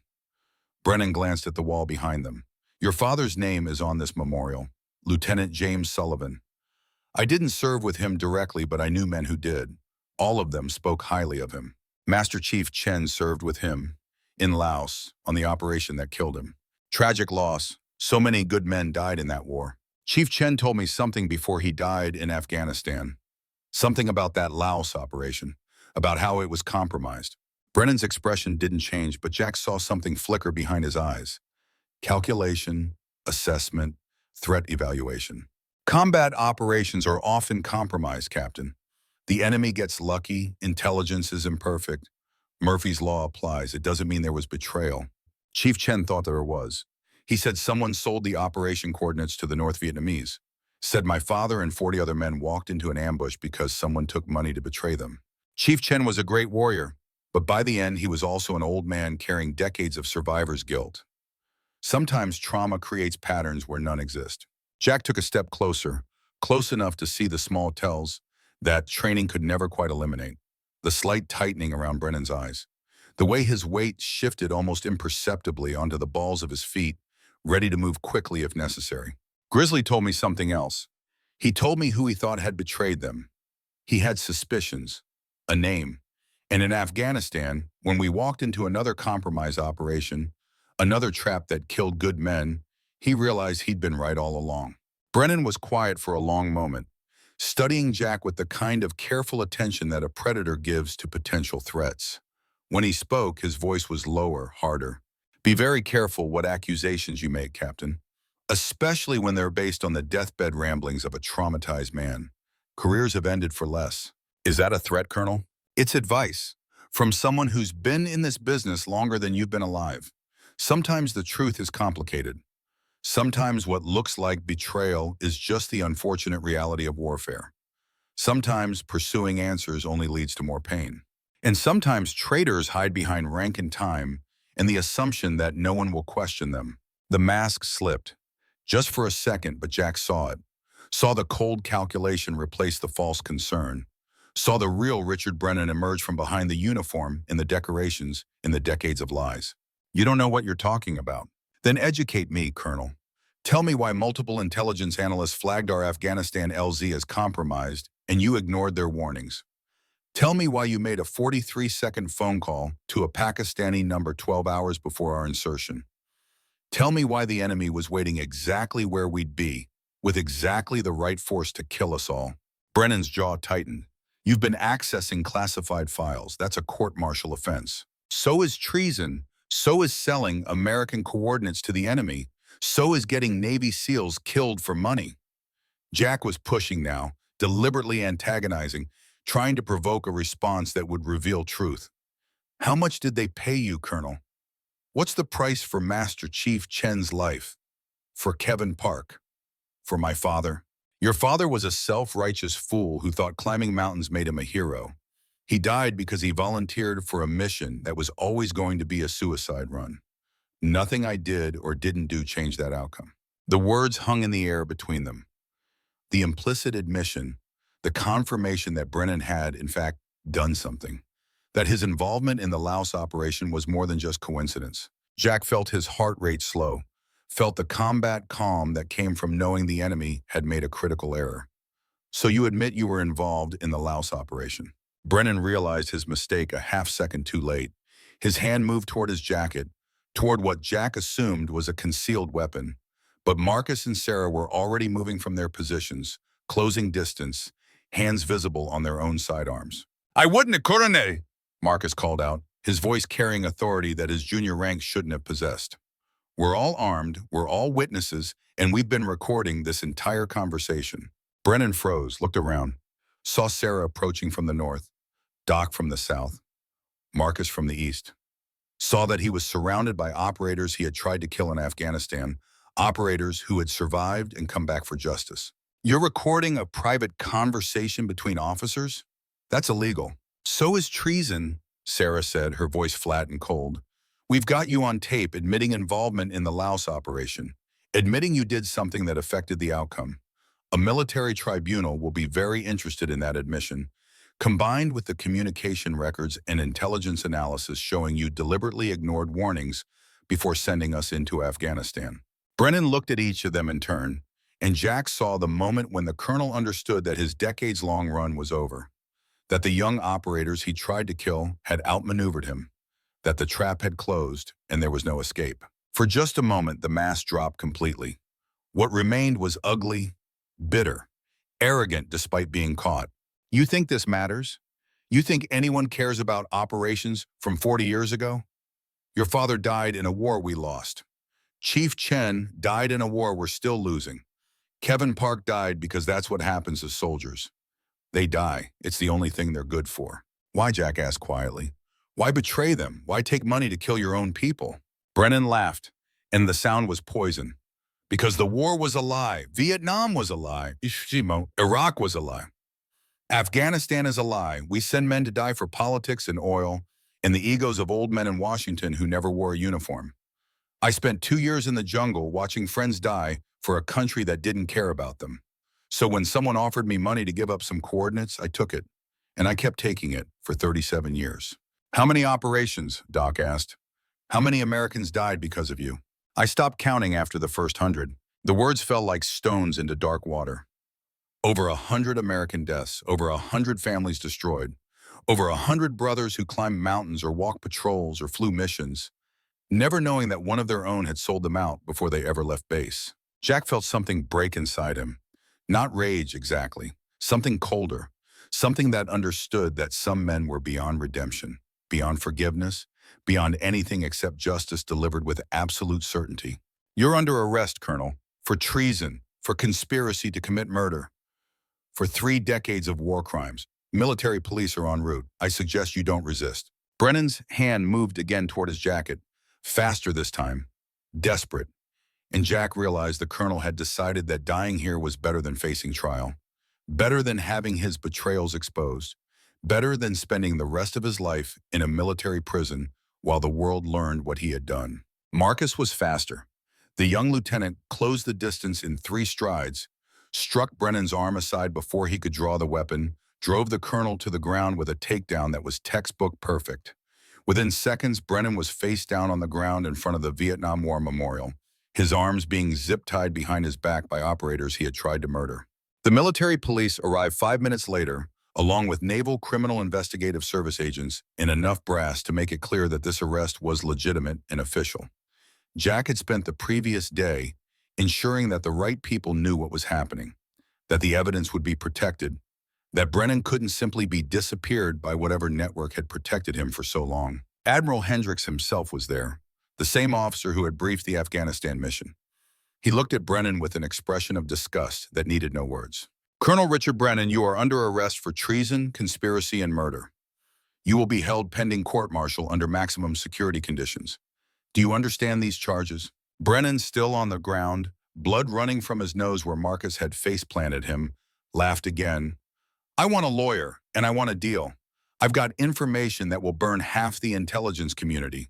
Names, operations, things that will shake this country to its foundations if they become public. There will be no deals, Admiral Hendricks said flatly. You betrayed your country, your brothers, and every principle this uniform represents. You'll stand trial, you'll be convicted, and you'll spend the rest of your life in a cell contemplating the men who died because of your greed. They hauled Brennan to his feet and led him away. Jack watched him go, feeling nothing except hollow relief that the man who killed his father was finally in custody. Marcus stood beside him. We did it, sir. We got him. Yeah, we got him. Doesn't feel like victory, does it? No, victory would be having Grizzly and Kevin and my father still alive. This is just justice. It's not the same thing. Sarah joined them, already securing the recording equipment that had captured Brennan's confession. The NCIS wants all our evidence. They're talking about the biggest treason case since the Cold War. Brennan apparently has records, names, details of every operation he sold over 37 years. Good, Doc said. Let every family member know why their loved one died. Let the truth come out, no matter how ugly it is. They stood together at the wall, 4 operators who had climbed mountains and survived betrayal and brought a traitor to justice. The carved names surrounded them, 58,000 silent witnesses to what they had accomplished. Jack reached out and touched his father's name one final time. It's done, Dad. Brennan will answer for what he did to you, to Grizzly, to all of them. The granite, as always, said nothing. But this time Jack felt like his father might actually be at peace. The court-martial of Colonel Richard Brennan began 3 months later at Naval Base Norfolk. The proceedings were closed to the public, classified at the highest levels, but the team was there. Jack, Marcus, Sarah, and Doc, all in dress uniforms, all prepared to testify about what Brennan had done in Afghanistan and what he had admitted doing over 3 decades of betrayal. The evidence was overwhelming. Brennan's own confession, recorded at the Vietnam Memorial. Communications records showing contact with foreign numbers before operations. Intelligence assessments he had ignored or suppressed. Financial records showing deposits that coincided with compromised missions. And testimony from the analysts who had tried to warn him that the Afghanistan operation was walking into a trap. The prosecution built its case methodically, presenting each piece of evidence with the precision of a surgeon making incisions. The defense attorney, a military lawyer who clearly understood his client was guilty, but who was bound by law to provide representation, did what he could. He argued that the confession was coerced, that the communications could be explained as intelligence gathering, that the financial deposits were legitimate consulting fees. None of it mattered. The evidence was too strong, the betrayal too obvious, the deaths too numerous. Jack testified on the third day, describing the Afghanistan operation in detail, explaining how the intelligence had been wrong, how the enemy had been waiting, how Master Chief Chen had died after telling him about Brennan's role in the Laos betrayal. The defense attorney tried to shake his testimony, suggesting that Grizzly had been traumatized and unreliable, that Jack was motivated by grief and anger rather than facts. Jack looked at the attorney calmly. Master Chief Daniel Chen served this country for 37 years. He survived Vietnam, Iraq, and Afghanistan. He was wounded 6 times in combat and decorated for valor more times than I can count. His dying words were a warning about the traitor in our ranks. I believe him completely. Marcus testified about how Brennan had ignored warnings about the compromised LZ. Sarah testified about the communications analysis showing contact with Pakistani numbers. Doc testified about the casualties, about Kevin Park dying in the field, about Grizzly bleeding out in a helicopter while Brennan sat safe in Coronado. The verdict came on the 7th day. Guilty on all charges: treason, conspiracy to commit murder, dereliction of duty, over 40 separate counts spanning 3 decades of betrayal. The judge, a rear admiral with combat experience in 2 wars, looked at Brennan with the kind of cold fury that only a warrior can direct at a traitor. Colonel Brennan, you have been found guilty of the most serious crimes an officer can commit. You betrayed your oath, your country, and your brothers in arms. The evidence shows that your actions directly resulted in the deaths of over 100 American service members across multiple conflicts. You sold their lives for money, and you did so without remorse. Brennan stood straight, showing no emotion, as if he was somewhere else entirely. This court sentences you to life imprisonment without possibility of parole at United States Disciplinary Barracks, Fort Leavenworth. You will be stripped of all rank, all decorations, and all military benefits. Your name will be stricken from all honor rolls and memorial lists. You will be remembered, if you are remembered at all, as a traitor who dishonored everything this uniform represents. Furthermore, your case will be referred to the Department of Justice for potential civilian prosecution. The families of those you killed deserve to see justice served in every possible venue. They led Brennan away in chains. He looked at Jack as he passed, and for just a moment, their eyes met. Jack expected to see hatred or defiance or fear. Instead, he saw nothing. Emptiness. A man who had sold his soul so long ago that nothing remained except the hollow shell of what he had once been. The memorial service for Master Chief Daniel Chen and Petty Officer Kevin Park was held at Arlington National Cemetery on a gray November morning, 3 weeks after the court-martial concluded. The cemetery was dressed in autumn colors, the leaves red and gold against white headstones that stretched toward infinity. Full military honors, flag-draped coffins, a 21-gun salute that echoed across the silent rows. Taps played on a lone bugle, the notes hanging in the cold air like grief-given voice. Jack stood at attention in his dress uniform, flanked by Marcus and Sarah and Doc, watching as they lowered Grizzly into the ground in the section reserved for Vietnam veterans, near other warriors from his generation who had climbed their own mountains and never come home. The chaplain spoke about sacrifice and honor and service, about men who gave everything so others could live free. The words were true but felt inadequate. How do you sum up 37 years of service in a 10-minute eulogy? How do you capture what Master Chief Daniel Chen had meant to the hundreds of operators he had trained and mentored and saved? You couldn't. You could only stand witness and remember and promise to carry his legacy forward. When the ceremony concluded and the crowd began to disperse, Jack remained at the graveside. Marcus stayed with him, and together they looked at the fresh earth that covered a warrior's final resting place. "He saved my life," Marcus said quietly, "physically in Afghanistan, but also by teaching me what being a SEAL actually means. That it's not about being the toughest or the strongest or the deadliest. It's about climbing back up after you fall, about carrying your brothers when they can't carry themselves, about refusing to let gravity or bullets or fear determine the outcome. He taught my father the same lessons in Laos, and my father taught me by example even though I never knew him." Jack knelt and placed his hand on the headstone, reading the inscription. Master Chief Daniel Chen, United States Navy, 1956 to 2008, valor above all. "We got Brennan, Chief. We made sure everyone knows what he did to you and to my father and to all the others. You can rest now." They stood there together for a long time, two survivors paying respects to the warrior who had shown them what sacrifice meant, while around them Arlington's eternal silence bore witness to their grief. At Kevin Park's grave, located nearby among the recent dead from Iraq and Afghanistan, they found Sarah and Doc already present. Sarah had placed climbing gear at the base of the headstone, a memorial to the climbs they would never make together. Doc had left a medic's patch, acknowledging the brother he couldn't save despite all his training. "He was 29, Doc said, had a wife and a daughter he never talked about because he said thinking of them before missions made him weak.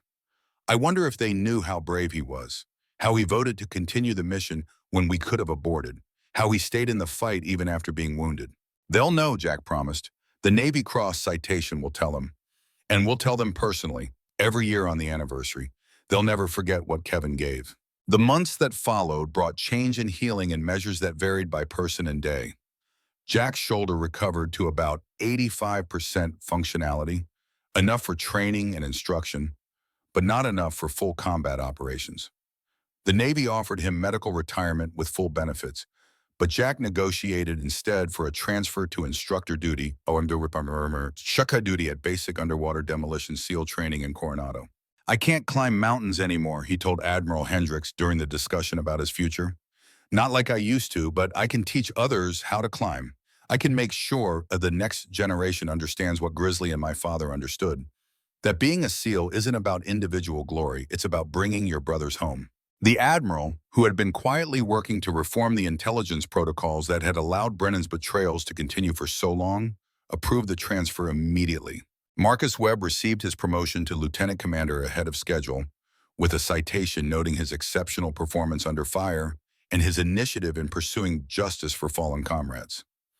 He took command of his own SEAL team, the youngest officer to do so in a decade, and made it his mission to train them in the lessons he had learned in the Hindu Kush. "In my team," he told them at their first briefing, "we climb together or we don't climb at all. No one gets left behind, no one fights alone. And if you fall, your brothers will catch you. That's not negotiable. That's what being a SEAL means." Sarah Mitchell became the first woman promoted to lieutenant commander in Naval Special Warfare, breaking a barrier that had stood since women were first allowed into the SEAL community. She used her position to advocate for better integration protocols and to mentor the next generation of female operators who followed in her footsteps. "Master Chief Chen gave me a chance when others doubted," she told a group of female SEAL candidates during a guest lecture. "Captain Sullivan treated me as an equal warrior, not as a diversity checkbox. I honor them by proving that merit, not gender, determines who belongs in special operations, and by ensuring that the women who come after me have an easier path than I did." Doc Reyes left active duty and started a program for veterans dealing with PTSD and survivor's guilt, using his own experiences and his medical training to help others process the impossible weight of combat trauma. "I couldn't save Kevin Park," he told his first group of veterans. "I couldn't save Master Chief Chen, and that guilt will be with me forever. But I learned something from Captain Sullivan, that carrying the dead isn't weakness. It's how we honor them. It's how we prove their sacrifice meant something. So we carry them. and we help each other carry the load. That's how we survive. 2 years after the Afghanistan operation, Jack returned to climbing. Not combat climbing, not the kind of desperate ascents under fire that had marked his operational career, but recreational climbing at civilian facilities where the only thing at stake was personal achievement. His first attempt was a disaster. 10 feet up a training wall at an indoor facility, he froze, his mind suddenly back on that Afghan cliff, bullets impacting around him, his shoulder screaming, death 70 feet below. He came down shaking, embarrassed, certain that his climbing days were over. Marcus was there, having driven from his duty station specifically to support his former captain's return to the sport. "Try again, sir. You caught yourself at 35 feet while bleeding from a gunshot wound. This 20-foot wall with crash mats below should be easy. It's not the height, it's the memory. Then climb through the memory, make new ones. Show that cliff in Afghanistan that it doesn't own you." Jack climbed again, made it to 15 feet before the panic hit. Came down, tried again, 20 feet. Down again, 25, down again. On his 6th attempt, he reached the top of the 30-foot training wall, touched the final hold, and let himself fall backward into the safety of the belay system. As he descended, he looked up at the height he had conquered, and for the first time since Afghanistan, he smiled. "Still don't need ropes," he called down to Marcus, echoing the words Grizzly had said so many times. "I just need brothers to catch me when I fall." The civilian climbing community, unaware of his SEAL background, watched this middle-aged man with the scarred shoulder systematically conquer increasingly difficult routes over the following months. They saw determination. They saw technique. They saw someone who fell frequently, but always got back up and tried again. What they didn't see was the warrior working through trauma, the father honoring his own father's sacrifice, the instructor preparing to teach the next generation that falling was just another problem to solve, that mountains were just obstacles between you and the mission, that gravity was physics rather than limitation. 3 years after Afghanistan, the Naval Special Warfare Command dedicated a new climbing wall at the Buds training facility in Coronado. The dedication ceremony was attended by operators from multiple generations, all of whom had been touched by the men the wall honored. The plaque read, "The Chen Sullivan Memorial Wall, in honor of Master Chief Daniel Chen and Lieutenant James Sullivan, warriors who taught us that some mountains must be climbed, that some sacrifices must be made, and that brothers carry each other home. Valor above all." Jack stood before the wall with Marcus, Sarah, and Doc beside him, looking up at the 40-foot structure that would challenge and train countless future SEALs. The height was deliberate, 40 feet, the exact distance Jack had fallen before catching himself in Afghanistan, the exact distance from which he had resumed his impossible climb. "Master Chief Chen once told me that my father didn't fall in Laos," Jack said to the assembled crowd of operators. "He said my father climbed, that he deliberately took a position he knew was suicidal because it was the only way to save his brothers, that he chose the mountain knowing he wouldn't come down from it. 3 years ago in Afghanistan, I climbed the same kind of mountain. I fell, and I thought that was the end. But I caught myself, and I climbed back up. Not because I'm special or superhuman, because my brothers needed me to reach the top, because Master Chief Chen had taught me that falling isn't failing. Not getting back up is failing." He turned to face the assembled operators, seeing in their faces the same determination and fear and hope that he had seen in Marcus's face before that first combat mission. "This wall represents every obstacle you'll face in this career. Physical challenges, tactical problems, missions that seem impossible, brothers who need carrying, mountains that need climbing. You can quit when it gets hard. Nobody will force you to continue. Or you can understand that being a SEAL means climbing anyway, finding solutions when obvious paths don't exist, refusing to let your team down regardless of personal cost, carrying your brothers when they fall, and knowing that when you fall, they'll be there to catch you. Master Chief Chen died saving my life in Afghanistan. My father died saving Chief Chen's life in Laos. Kevin Park died completing a mission that mattered. They climbed knowing the cost. They paid that cost willingly. That's the standard. That's what wearing the trident means." He gestured to the wall behind him. "Climb this wall, fall from it, catch yourself. Learn that gravity is just physics. That fear is just information. That impossible is just a word for haven't found the solution yet. And when you graduate, when you join the teams, remember the men this wall honors. Climb for them. Carry for them. Be worthy of their sacrifice. The ceremony concluded with a moment of silence for the fallen. Then the first class of trainees began their attempts at the memorial wall. Jack watched them struggle and fall and try again, seeing in their determination the future of naval special warfare, seeing the legacy that Grizzly and his father had left behind. Marcus stood beside him, now a full commander, responsible for training the next generation of officers. Do you think they understand, sir, what this really means? Some do, some will, some won't until they're on their own mountain, making their own choice about whether to climb or quit. Jack smiled slightly. But they'll have this wall. They'll have the story. They'll have the example. That's what legacy is. Not being remembered, being learned from. Sarah joined them, having just completed her own demonstration climb of the wall in under 2 minutes, showing the trainees what was possible with proper technique and years of experience. Master Chief would have loved this. He was always pushing people to climb higher, reach farther, refuse to accept limits. He's probably watching, Doc added, appearing from the medical station where he had been consulting on safety protocols. Judging our form, planning to tell us everything we did wrong when we meet him again on whatever mountain exists after this life. They laughed, the sound carrying across the training facility, a moment of joy amid the memory of loss. Because that was how warriors honored the fallen. Not by drowning in grief, but by living fully, by teaching well, by ensuring that the deaths meant something beyond just names on a memorial. That night, Jack returned to the Vietnam Veterans Memorial in Washington, making the pilgrimage he had made every month since Brennan's arrest. But this time felt different, lighter, as if some burden he had carried for 38 years had finally been lifted. He found his father's name on panel 3W, line 127, and traced those carved letters with fingers that still bore scars from Afghan limestone. It's done, Dad. Brennan's in prison for life. The truth came out. Everyone knows what he did to you, to Grizzly, to all the others. And we built something in your honor. A wall where future SEALs will learn to climb, where they'll learn the lessons you taught Grizzly, that he taught me, that I'll teach them. A voice spoke behind him. Your father would be proud. Jack turned to find an elderly man, 70s at least, wearing a Vietnam veteran baseball cap and leaning on a cane.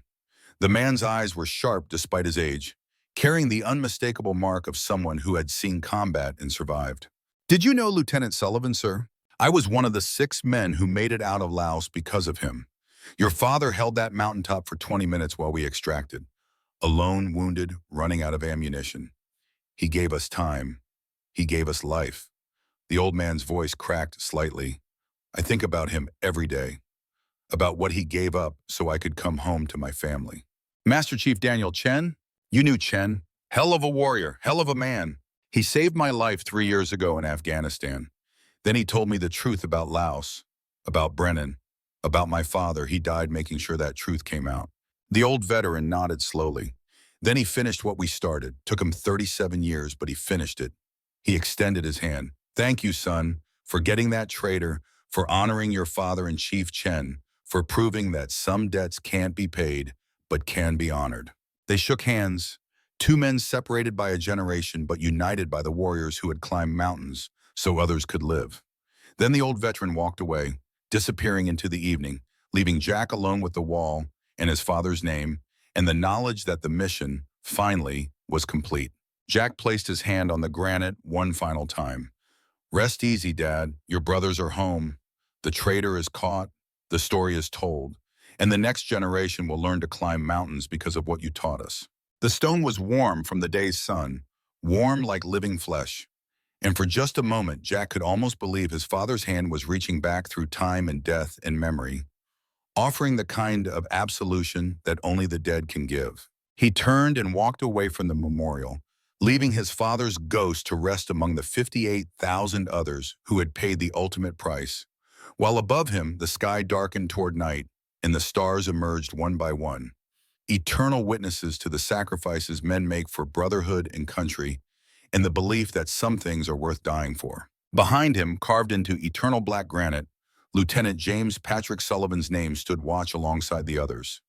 No longer a symbol of unanswered questions, but a testament to the kind of warrior who climbs mountains knowing he might not come down, and who climbs anyway because his brothers need him to reach the top. In Afghanistan, a cliff face still bore the bloodstains of an American captain who fell 70 feet and caught himself at 35 through sheer refusal to let gravity and bullets determine his fate. In Washington, a memorial wall bore the name of a father who died so 6 men could live. In Coronado, a training facility bore a new climbing wall where future warriors would learn that falling was just another problem to solve. And in the hearts of the operators who survived, in the lessons they taught and the lives they saved and the brotherhood they maintained, the legacy of those climbs continued, not in monuments or medals or memorial services, but in the simple act of reaching down when a brother falls, pulling him back up, and climbing together toward whatever summit awaits. They pushed Jack off the mountain. He climbed back up. They killed his father on a mountain in Laos. His sacrifice saved 6 warriors who lived to tell the story. They tried to bury the truth for 37 years. The survivors refused to let it stay buried. That was the lesson. That was the legacy. That was what happened when warriors understood that some mountains must be climbed, some battles must be fought, and some truths must be told, regardless of cost. Master Chief Daniel Chen rested in Arlington beside other Vietnam warriors, his gravestone marking where valor was buried, but never forgotten. Petty Officer Kevin Park rested nearby, forever 29, forever a warrior, forever remembered by brothers who would tell his story to the next generation. Lieutenant James Patrick Sullivan rested in memory on a black granite wall, his name carved among thousands of others who climbed their mountains and never came home. And Captain Jack Sullivan, having climbed his own mountain and survived to tell the tale, stood ready to teach the next generation that gravity was just physics, fear was just information, impossible was just a word, and brotherhood was the only mission that truly mattered. They climbed, they fell, they caught themselves, they climbed back up. That was what warriors did. That was what brothers did. That was what it meant to wear the trident and honor the men who climbed before. The mountain would always be there. The test would always be hard. But as long as there were warriors willing to climb, willing to catch each other when they fell, willing to sacrifice so others could live, the legacy would continue. One climb at a time, one brother at a time, one mountain at a time, forever.